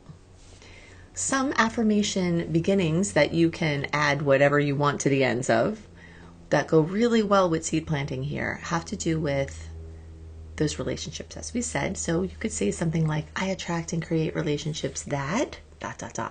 foster your happiness and balance, or however you want to fill it in. I show up in partnership as, however you want to do that. I am open to balanced and supportive connections here. If you need somebody to support you in some arena of your life, like you need help, this is a fantastic time to find a professional that is actually really great at what you need help with. So in that way, it can turn into like a delegation of something that you're carrying the burden of yourself, that you really can just have someone else do for you that will make your life so much easier. So there are aligned actions that you can take that will match this energy. I'll give you a few here. Things like having an honest, intentional conversation with someone important, or even someone that's symbolic. Maybe their relationship isn't important to you, but you do something in that space that's symbolic for how you want to become or do more of. Things like setting or redefining these boundaries and expectations, and really evaluating, are the expectations in your relationship space reasonable? Are they true for how you are and who you're becoming? Do they need to be reset? Things like practice active listening and presence in conversation, acknowledging what someone says before sharing your side so that they feel heard, and that maybe you too can also feel more heard. These are really great aligned actions that match with this new moon, that can set a precedence, that can improve this space in your life. Something else you can do is focus on a collaboration or a partnership with a project or something that you're interested in, and reflect on the patterns that you're repeating in relationships that are functional and good, and how you can enhance that, and the ones that aren't as great, and see what seeds you can plant now to have positive shifts. A really big one, if you're ready to take responsibility for your role in a dynamic without self-blame or without blaming the other person, and just kind of see how maybe that dynamic in your life has happened before and what you may be doing to keep it in place, that could be a really great aligned action to take at this time. So every sign, every placement, every house has a shadow side. We have our full range of potential expression from lowest to highest, and so there's always a shadow side. So I want to give you a few things to be aware of how this shadow side can manifest at this time so that you can move through it consciously. One way is losing yourself in others or people pleasing. It is a time for connecting with other people and setting those nice wheels into motion for progress in this arena of your life. But losing yourself and people pleasing in ways that aren't authentic for you are going to catch up with you, as they always do. And so this may be a time where you can shift that, but the awareness that you're doing it, that shadow side may come up at this point. Something else the shadow side can bring is projecting issues onto others instead of self-reflecting. Also avoiding necessary conversations to keep the peace. In your particular case, it may be the best thing to get out of a conflict and do things that make more peace. But the shadow side of this placement also can be a habit of avoiding that conversation, just in order to keep the peace, which may leave the tensions unresolved. Another shadow aspect is expecting others to meet the needs that you haven't yet communicated. So if it might be very, very clear that you need something and need it a certain way in relationships, but it's possible that someone may need to hear that. And, this is a shadow side that may be important to look at now. And also over-compromising or resisting compromise entirely, some end of that polarity. I always like rituals at the new moon to keep everything grounded and to just make practical, clear use of the energy. I always like to write things down, say them out loud, feel them as if they've already come true, because that activates your reticular activating system in your brain, which is your filter. And when you affirm that to that part of your brain, it helps to filter in opportunities to create the intentions that you're setting out. And that's how that works. That's actually very much how manifestation works. It's actually a physiological component. It's spiritual in some ways, but it's actually physiological, and it's a mechanism of the brain that you can utilize actively. And then just take one relationship-focused action immediately, however small, Or if the time is a big time, maybe you want to launch something big at this time. You have to, look to the current stars. You can watch my report for this month to see what the energetics are. Is it a time for the big things? Is it a time for the smaller things? And you can sort of align that way as well. But taking some sort of action right around this time programs in this energy for the whole life of the project. So the bottom line is that this is a very powerful new 13 moon cycle for resetting how you relate and connect with other people and your relationship with yourself as seen and reflected through others. And what you are looking to do is not just have better relationships, it's a bigger paradigm where there's more balance and consciousness in your way of partnering that reflects your growth. All right, head to AnnieHelpsYou.com right now. Click on Unleash to get your May and June written star report by me with all of the sweet and salty dates now and to come. There you can also see how you can access my special action calendar for the rest of the year and how you can learn astrology with me and other free offerings that I have. I'll see you in the next report. Hi, Sagittarius friends. All right, let's look to see what this new moon at almost 26 degrees of Taurus can bring specifically for you. What opportunities, what seed planting. One thing that's important to know is that this is an earth moon and this is in what's called a quincunx angle, which can be a little bit awkward. And what I see from that for us Saggies, I am a fellow Saggie with you, is that we have to pull in, rein in some of our random spiraling, diversely focused Sagittarius energy and really hone it in on one or a few very important projects. We have to rein in all of that scattered energy and get us into a disciplined building phase.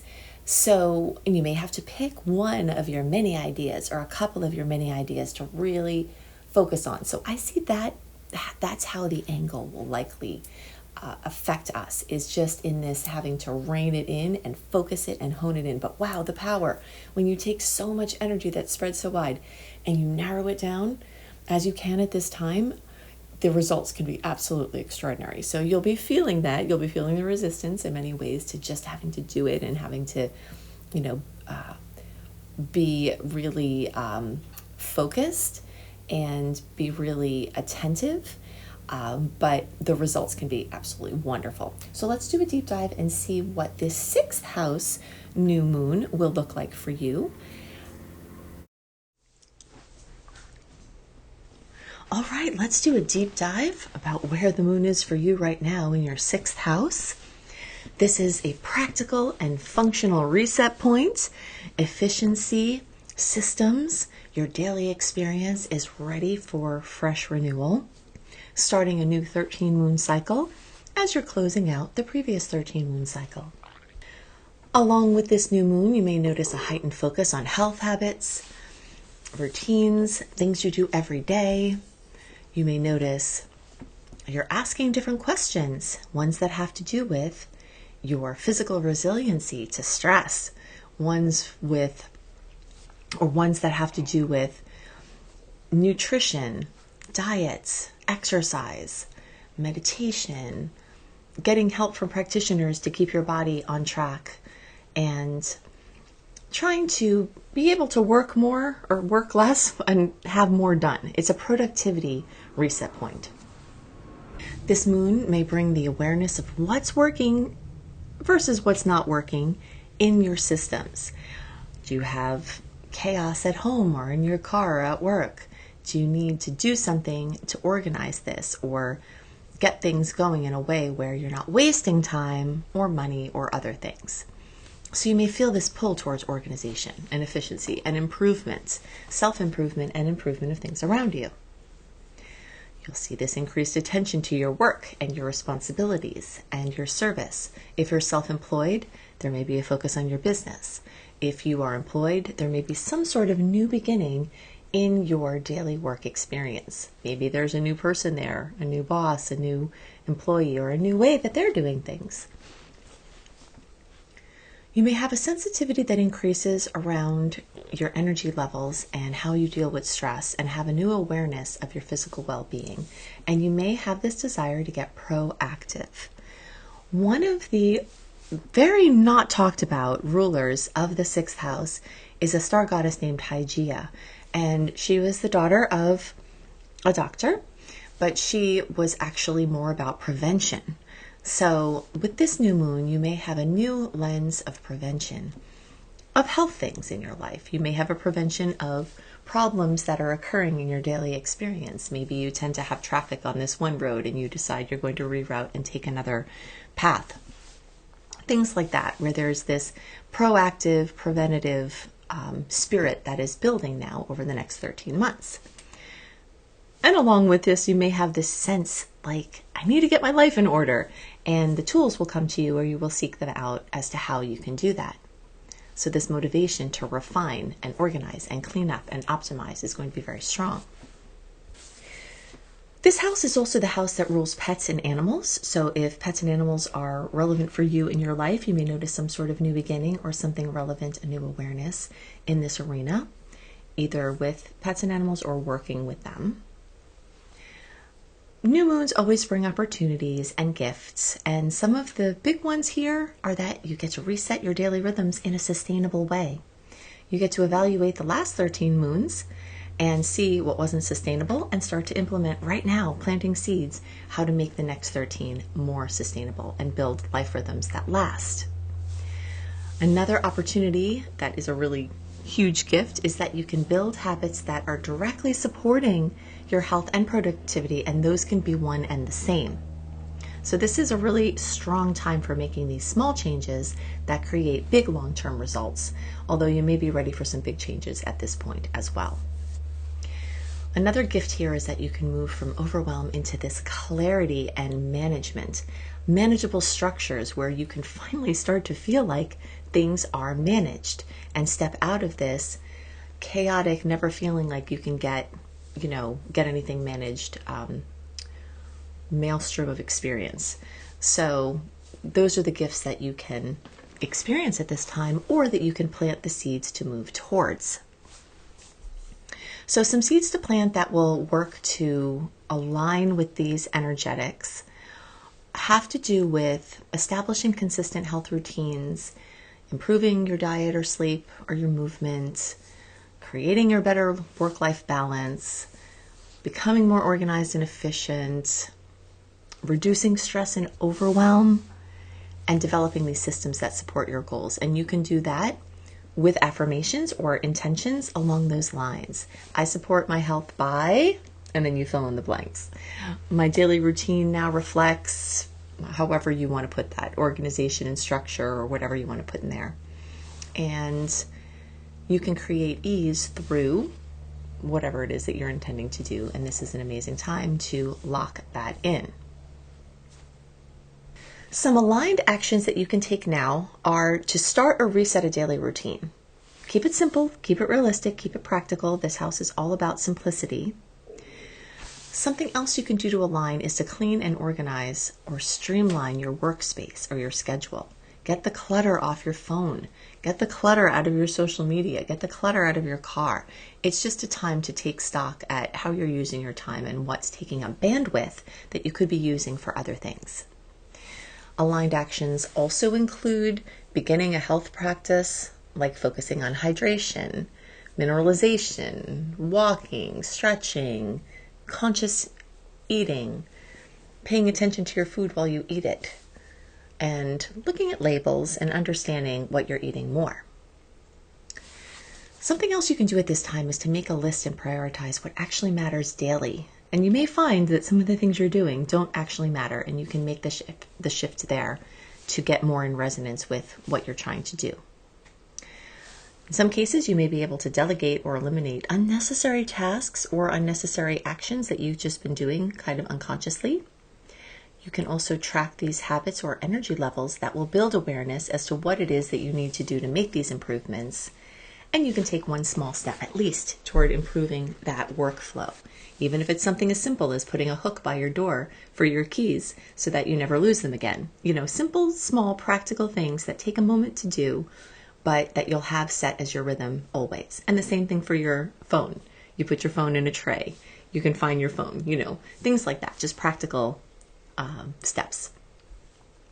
every sign, every placement, every house has its shadow side. So we're going to talk a little bit now about the 6th house shadow sides so that you can be on the lookout in case you see any of this rearing up in yourself, or to help you better understand if it starts rearing up in your surroundings.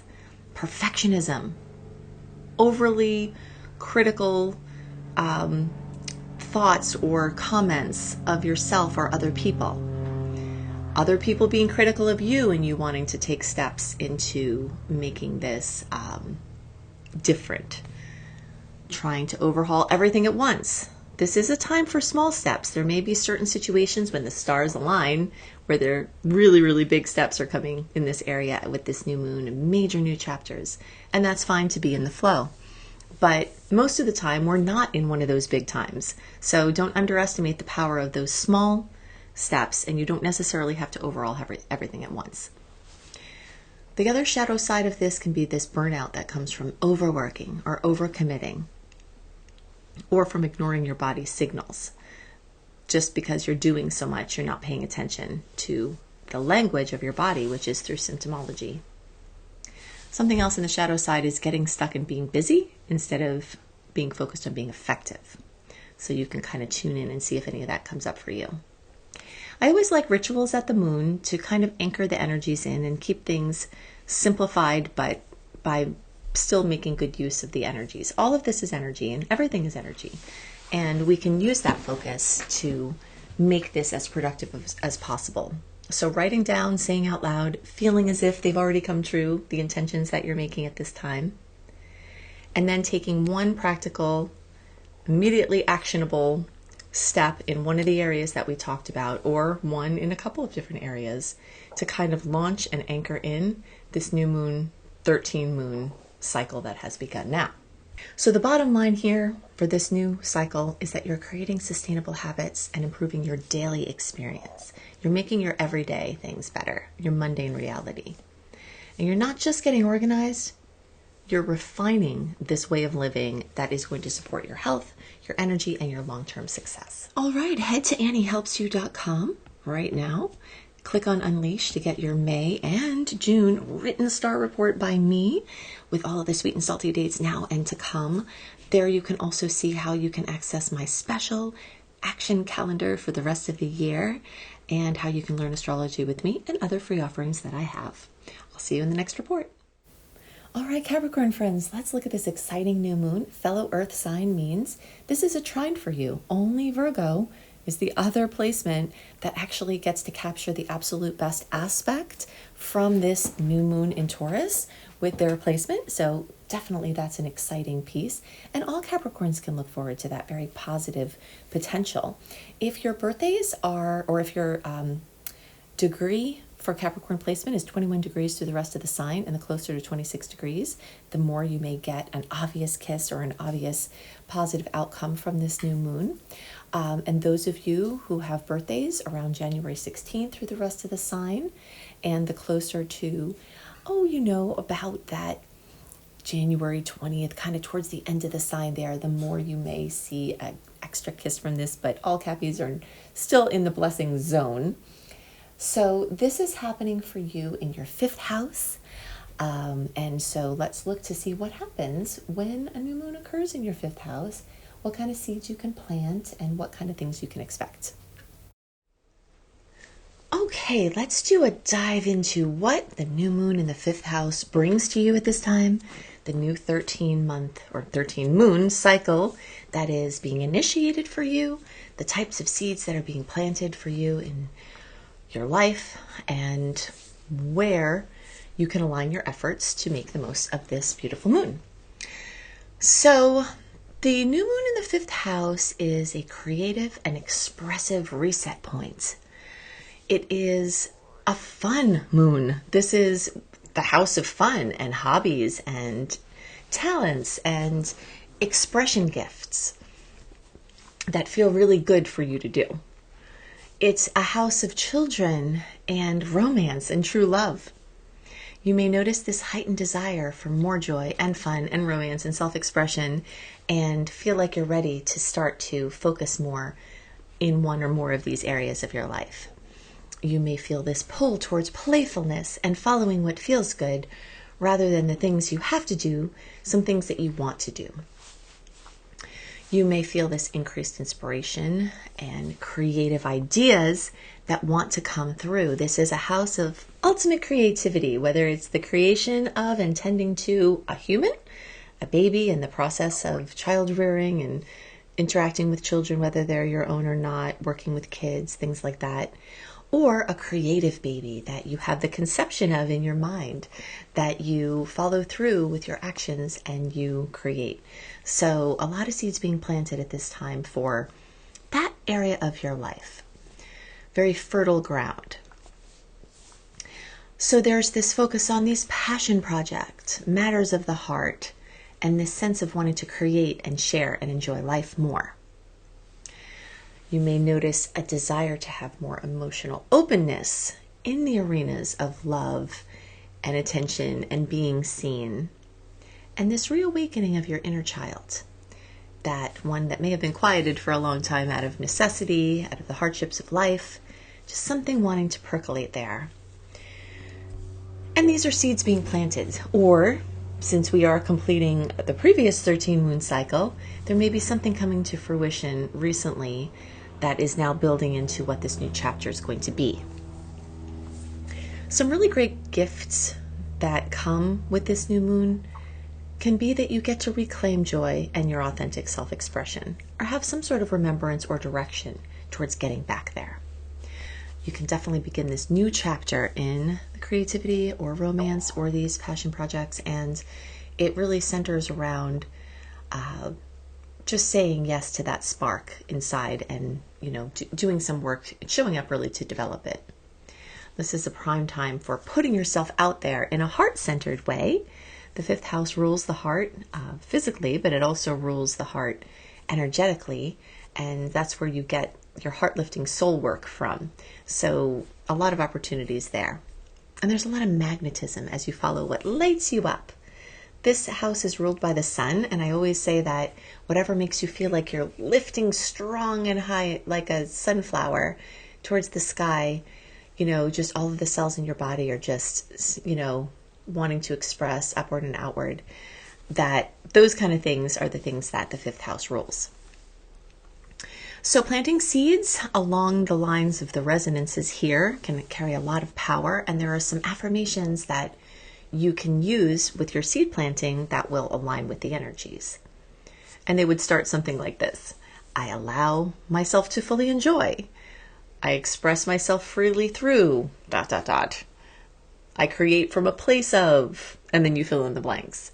And some ways to finish off those affirmation beginnings are starting or reviving a creative project, opening up to romance or deepening a romantic connection, letting yourself be seen and appreciated, stepping into the limelight, showing what you got, prioritizing this fun and play and pleasure, and connecting with children or your inner child, and building this confidence in your unique talents, but also investing in them. So if you're already good at something, you may be ready to share. If you are excited about something and you know you can be good at it, you may want to deepen your craft by practicing or taking educational courses on the topic of what you want to develop in yourself. This could actually be a time where you find some hidden talents that you didn't know that you have, and that you find them from an interest base. Like, I've always wanted to take belly dancing lessons, or I always wanted to do this, whatever it is. And then this may be a time that you actually schedule them or start something like that, where you get to explore something you've always wanted to do. And that always wanted to do can also take the form of the bucket list projects or trips or, things that you've always wanted.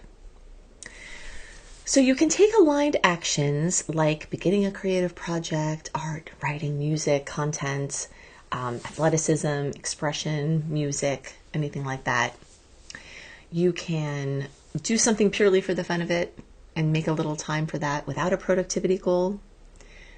You can go on a date or create a romantic experience with someone you're with, kind of take time to reinvest in that. You can share your talents or your work publicly, even if it's in a small way. You can also make your dress and your presentation of yourself match in the way that expresses how you want to have your energy move through you. You know, it's a very creative process.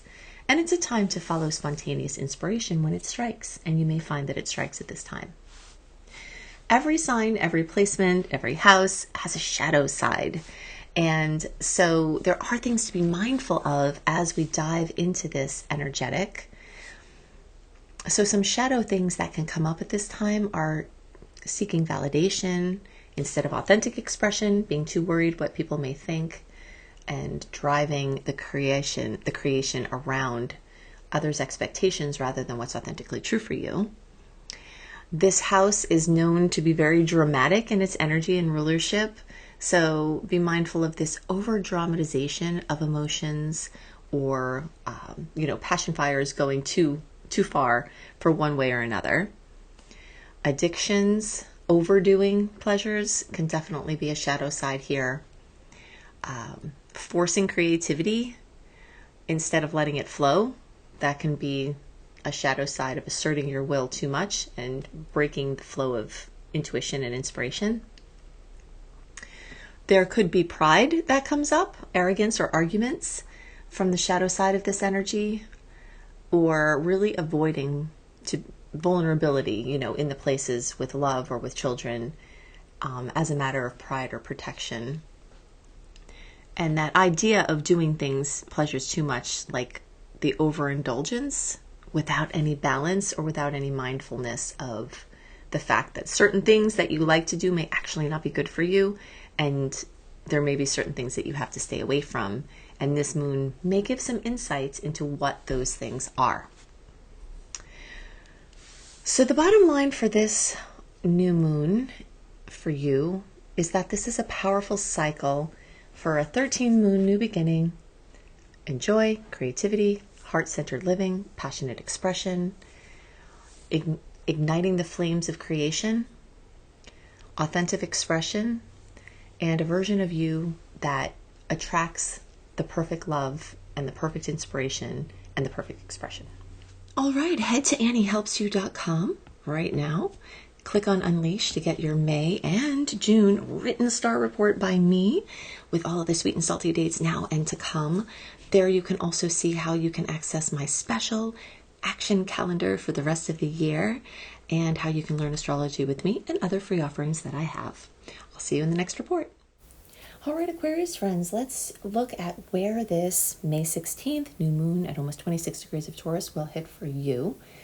This is going to be in your 4th house, and this is going to be a 90-degree angle. So there is something that wants to be built. So you're going to have to rein in that tremendous mental energy, maybe going off into different directions in your mind and actually hone in on what you're going to focus on and build. So that could be a little bit of an awkward angle. It doesn't have to be a bad experience. It just is a little bit more effort to match this moon, where you've got to rein in the big and focus it in on the steps that are taken to build, to grow. So let's do this deep look at what a new moon in the 4th house can look like for you. Okay, let's take a deep dive into what a new moon in the 4th house looks like, the kind of things you can expect, how to align your actions and your energy, where to set those beautiful seed planting intentions that are so appropriate at the new moon, and how your next 13 moons, starting from this one, may be built upon from what happens now. So the new moon in the 4th house is an emotional reset point. It's also a reset point for your foundations. This is your ancestry, your childhood that you remember. This is your emotional world, your inner security, your inner world. You'll notice this heightened focus on home and family and your inner life, and this desire to pull inward, to become more reflective, private, aware of your sensitivities. This is a water moon, so you will notice your intuition rising, including activating your dreams, your subconscious mind, those nudges that you get. You may have a sudden or building awareness of your roots and the past and emotional patterns. And even though we're starting a new 13 moon cycle, there are things that could be happening around now that are the sort of end point of the last 13 moon cycle, and you're refreshing now with a new chapter. You might feel this really overwhelming desire to nest and to rest and to create safety and to be, really just aware of your environment and how it's affecting you and how you can feel better in your environment with some little changes or seed planting for some bigger changes.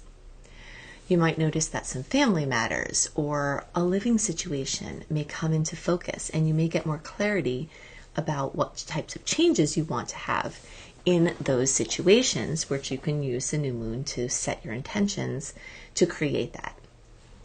You may notice that there's this sense that something really needs to shift at your core. It's an emotional shift. It's a way of feeling through life. And this intuition and your connection to your inner world may become really, really activated at this time, and you can start to plant those seeds for nurturing and nourishing that part of your being.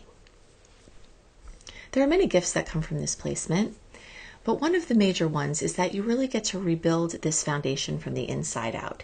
You're starting something here. It's the birth of something. It could be something very big happening in home and family and housing at this time. And it could be something small, an inner shift, a way that you feel your way through life that becomes more fulfilling or more bearable for you. If you're a sensitive and you get overwhelmed easily, this could be a time where you start to shore up some of your borders, more or less, where you can have more fulfilling interactions without it negatively affecting you as much. You get to reset this emotional patterning that has been running for years. And if it seems too titanic to take on at once, you can build something small now or start getting support or help from people who know how to do this, professionals in this arena. This is definitely a prime time for creating this deeper sense of safety and belonging in your immediate environment and within yourself. As you become more stable in your inner world, it will definitely help your outer world to improve, because that way of feeling through things that happen in the outer world can be more stable and more set, and you can be more resilient. So some seeds that you can plant that work best at this time to align with these energies are this focus on this emotional security and these foundation-based intentions. So some beginnings to affirmations that would be really matching this fourth house are: I feel safe and supported when ... I create a home or environment around me that ... I honor my emotional needs by ... And you fill in those blanks. Some examples are going to center around creating this peace and harmony in your home, in your surroundings. Also around healing these family patterns or relationships that may have been present for, many generations before. Habits, addictions, ways of being, ways of interacting with family. You may notice that this topic of strengthening this emotional resilience can really, really be in the forefront. And resiliency is a very big topic for this, but it's resiliency from the inside. You also may be interested in moving or redecorating or improving your living space, and setting intentions that align with those goals can be very, very powerful. Other examples can center around prioritizing rest or time for reflection in between busy life, or nourishment emotionally and your inner care. Some aligned actions that you can take that really match with this fourth house energy have to do with cleaning and decluttering, energetically resetting your home environment, spending intentional time at home or creating comfort, even if it's a corner of your house, even if it's a chair, even if it's just something that gives you a little bit more emotional comfort and helps you to deal with everything else better. Actions, however small, can really have lasting results and can be building over this next 13 moon cycle. Things like having meaningful conversations with your family, chosen or blood, with yourself and your inner world through journaling or inner child reflection. Looking at the ways that things in your life now make you feel like they did when you were younger, and seeing that those patterns have been cyclical and taking some action into healing and redirecting those patterns. Things like cooking, nourishing meals, and creating grounding routines that can help you to recover from the emotional swirling that may come from interacting with other people. Also, things that could align with this energy have to do with rearranging your space and refreshing your space to reflect how you want to feel. If you look around at your stuff and see how it makes you feel, is that how you want to feel? And if not, consider doing a little bit of updating by looking at things that make you feel good or make you how you would want to feel. Every sign, every placement, every house has a shadow side, and this new moon time can bring up those shadows. And all of the things I may list might not happen for everyone, might not be relevant for you, but some things to be aware of and mindful of from the shadow perspective have to do with becoming overly withdrawn or isolating. Maybe if that is occurring for you in general, you could use your seed planting power to try to feel your way into more belonging. Other things to be mindful of from the shadow perspective have to do with getting stuck in these past stories or emotional loops, being reactive with family members, ignoring your need for rest and pushing on without taking time for emotional processing, feeling like you're emotionally processing, but you're not really being productive and not really getting anywhere and getting yourself stuck in the abyss, or seeking external validation instead of getting that inner grounding. This is a time when you really have an opportunity to reset the way that you deal with your emotional swirl and how productive it is for you and how fulfilling it is for you. I always like simple rituals at new moon time that can ground in the energy and use it actively. So writing down these intentions, saying them out loud, feeling them as if they've already come true. Write down these, emotional patterns, the past influences that you're ready to release, and what home or safety or belonging really looks like for you now, which may be different than it did in the past. And taking one physical action within your home immediately, cleaning, moving stuff around, getting rid of the low-hanging fruit. So like things that are easy to throw out or easy to recycle or easy to just that don't have emotional content, just doing a little space clearing as part of this ritual can anchor in this energy. So the bottom line is this is a very powerful new 13 moon cycle for healing, for grounding, for starting on the path of creating true inner security. And it does have to do with home and housing, and this may show up for you very strongly in home and housing, but there is a deeper internal shift that's becoming the foundation for everything else that you can plant seeds for, or that may be automatically coming to you at this time. All right, head to AnnieHelpsYou.com right now. Click on Unleash to get your May and June written star report by me with all of the sweet and salty dates now and to come. There you can also see how you can access my special action calendar for the rest of the year and how you can learn astrology with me and other free offerings that I have. I'll see you in the next report. Hello, Pisces friends. Let's look at this new moon through the angle of the Pisces experience. This is a favorable angle for Pisces. It's a 60-degree angle, which is the angle of opportunity. So you may have some extra goodies here from this new moon as a Pisces placement. This moon is going to occur for you in your third house. So let's see what it looks like when a new moon is initiating new beginnings and you're planting seeds in this area of your chart. All right, let's look at what goes on when the new moon lights up your third house. This is a new 13 moon mental and communication reset point. You may see things having culminated over the last 13 months that now have ended and you're beginning a new 13 moon cycle. You may notice heightened activity in your mind, ideas, daily interactions, social interactions, communication with other people, writing and speaking and learning and teaching. You may feel this surge of curiosity and mental stimulation and interest in probing into research or study or editing.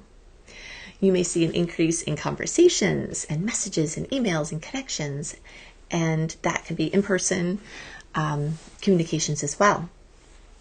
An awareness of your thought patterns and your inner dialogue may become more clear at this point, and you may feel this pull towards your local life, your community, your neighborhood, errands, your relatives that are not your parents or kids ruled in this house, but everybody else, aunts, uncles, cousins, siblings, and it does include neighbors and people that you see every day as well. You may get this sense like you need to say this or share this or learn this now. It's sort of a spiraling energy that's very diverse in interest. So you may notice that you want to get your fingers in a lot of pudding pies. I want to do this, I want to do this, I want to do this, I want to do this. And you may plant a lot of seeds at this time for things that you're interested in doing, things you're interested in learning. There are many, many, many opportunities here that also involve physicality, like your physical mobility, and that have to do with the things that you use for your mobility. So if you have some impairment to your mobility, you might get some new mechanism that can help you to be more mobile. If you had an injury, you could plant seeds at this time for getting your physical mobility back. This can also have to do with cars and bikes and boats and all kinds of, all manner of just moving around. It also relates to the devices and the things that we use to communicate, so phones and computers and tablets and things like that, from the perspective of communication. So lots of gifts come from this time. Some of the real strong gifts, one, is that you get to rewrite your mental patterns and your narratives. As I said before, if you're becoming aware of what goes on up in there, your mind, then you have a chance to set these intentions at this new moon and plant seeds towards moving into different patterns. If you find yourself spiraling out and getting stressed and being unproductive, you may start to be able to cast the burden. There's a really beautiful affirmation by Florence Scovel Shinn. She is a teacher of Jesus's work, Jesus as a metaphysician, but I think that her work is good for anybody of any faith, because she talks about casting the burden and going free. So whoever you pray to, if you cast the burden of those cycling thoughts and then onto the higher source, then you get to go free. And this is a time where you can start to get some freedom from that, from that monkey mind, if you set your intentions to move towards that. It could also facilitate fueling that mind, but you can take an active role in trying to shift it. This is a really fantastic time to begin a new chapter with communication or content creation or your education or your expressing your craft to other people. The spoken and written word are very powerful during this activation. This can definitely be prime time for learning something new and sharing your voice. And it can be a time when small shifts are creating this big ripple in everyday life. So you could make a small mental adjustment and then notice a very big difference. On the topic of seeds to plant and intentions that work best are ones that are aligned with this house. So things like focusing on your mindset and your communication and your connection-based experience with other people. Some affirmation beginnings could be, I think and speak in ways that I clearly and confidently express. I'm open to learning, ... And some examples of ways you can add to those beginnings of your affirmations are improving communication skills. So I clearly and confidently express my communication in more fulfilling ways, or something like that. You may ask the questions, how can you be more heard? And how can other people really, take in what you're saying? And how can you hear other people better? And do work along those lines. This is a great time to plant seeds for those kind of improvements, as well as developing a new skill or an area of study and making progress on those word projects strengthening the connections or planting the seeds for better relationships with those friends or those neighbors or those relatives. Making your focus mentally be more positive and supporting thought patterns that are more positive. Stepping away from naysaying or negativity in some way. And even just organizing yourself in better ways from the perspective of how you share and take in information. So some very aligned actions that you can take have to do with starting to write a journal, a writing project, doing something every day. Sometimes you can make a huge creation just by 10 minutes a day of writing. So you can make a small commitment like that now, or if you're ready to do something bigger, you can follow your flow. Another aligned action at this new moon could be to have that conversation that you've been putting off with one of your friends or relatives or really whoever, and just showing up for communication that needs to happen. You could sign up for a class or begin learning something new through your research. You could reach out and connect with someone or go visit a neighbor or friend. You could practice speaking your truth in small ways or consistent ways. Remember that this is a building process, and seeds that you plant now may have a robust outcome in the next short-term moon cycle, like 28 days. But some of these things that you're planting seeds for now can really be developing over the next 13 moons. And it's very exciting to know that you are engaging in this building process. You might make some decisions around limiting your mental clutter or your news or your social media or your, overthinking, as we talked about, and taking some steps towards just clearing out your space a little bit to see what kind of inspiration and insights might come through if it's not so crowded all the time. Every sign, every placement, every house has its side where it shines and has its shadow side. So some things to be mindful of at this point that could be the shadow side of this house are scattered thinking or trying to do too many things at once. I talked to you before about the fact that you may get your fingers in a lot of pudding pies and you may have some diverse interests at this time. And that's very, very, very suitable for this energy. But if it becomes debilitating or you're not being able to give any steam to any of your individual pursuits because you have too many of them, just be aware that it can manifest that way. Definitely the overthinking and anxiety loops, definitely miscommunications or, speaking without clarity, or speaking too fast before you really know what's being said. Could be mindful of taking in that information without being able to integrate it. Maybe scheduling some pauses in between to integrate the information, or rests or little device clearouts or communication clearouts even throughout the day where you just sort of step away from it. That could be a good third moon intention or practice. And some other things in the shadow side are to be aware of gossip or unproductive conversations that are not really fueling anything positive or productive for you or for other people.